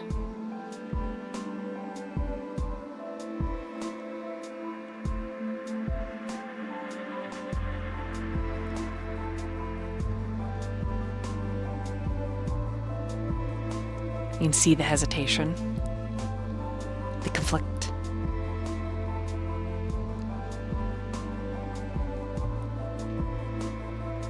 He's on the precipice. You know that in going with you, he gives up some semblance of this quest that he's on. I know that working with them is gonna give you more in terms of opportunity and whatever you're seeking out, but I really think you should leave with us. They're just gonna punish you again and again. And knowing them, they will go out of their way not to give you anything they promised. Because all they know is how to use. And no, you're not an idiot, but I just really hope that you go with us.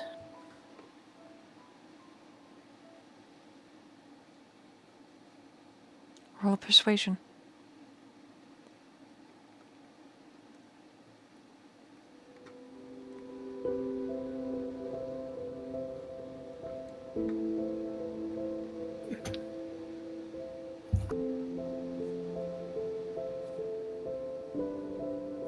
16.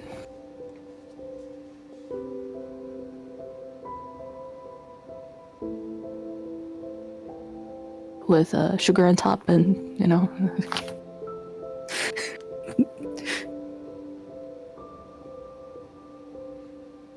He literally leans in front of Olvar, pulling you in front of Olvar, and says, I will take my price now. And kisses you. And Olvar, being Olvar, fondles you a little bit, and Mir. He's like, this, I like this. It's very,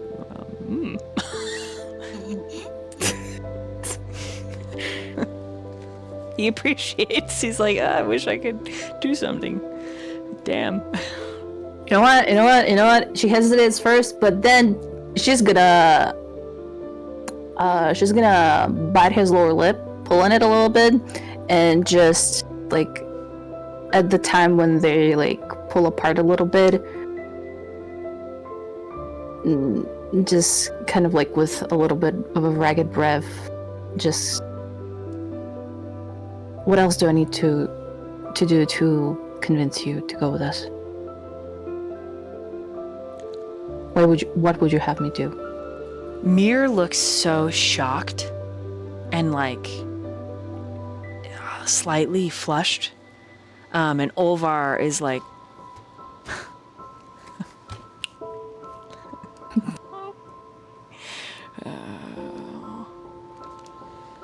okay, hold on.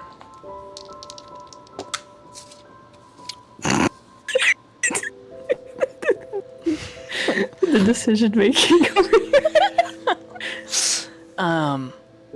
Yeah, you should come with us. Mm-hmm.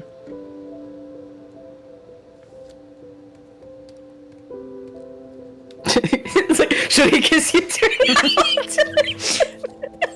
I don't say that. I'm pretty good at kissing. And Mir just looks at him.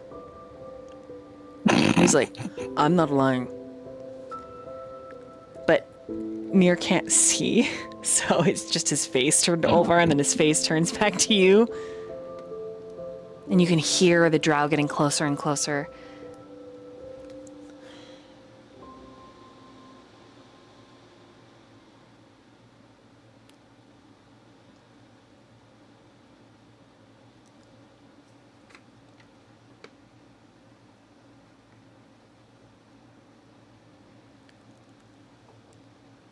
We run. And that's when Mir takes your hand and shoulders Olvar, and Olvar's like, ooh, The bad guy. This is sexy. I like this. It's very nice. I can't wait. he's just muttering to himself, like, Very sexy. You're very strong. You're very strong for an elf. You're a lot bigger than I thought you were. Are you this big everywhere? We are going to have so much fun, me, you, and Edra. just not helping.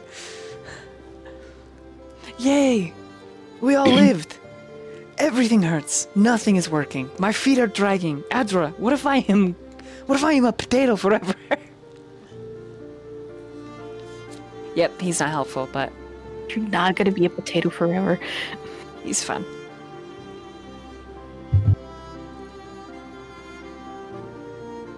I think that's where we're gonna end tonight. And we're not safe yet. You literally, as you're running over, is like, wee, Wee. wee, because he's just dragging. He's like trying to have I'm hyping you. I'm hyping you. I'm helping. I'm hyping. It's my job.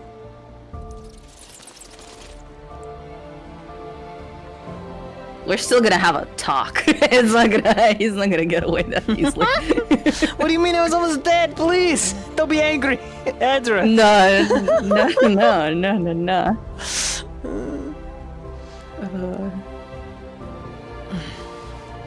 Nice. You did the thing. Episode 16. Did the thing. Holy shit! It's gonna be a did surprise for Danriel. Hey, about it. Hey, Danriel, you know There's that this guy that found down in the dungeon. yeah. Hey, Danriel, you know that guy that you hate and you're mortal enemies dude. with? Surprise! Hee hee.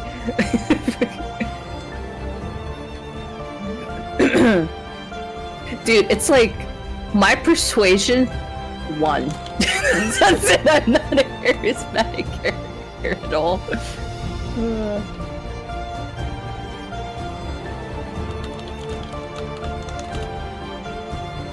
Let me ask you, chat.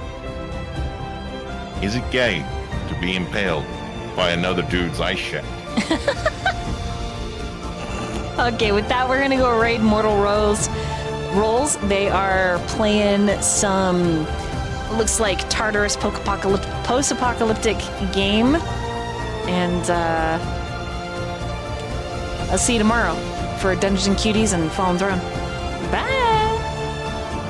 Bye-bye. I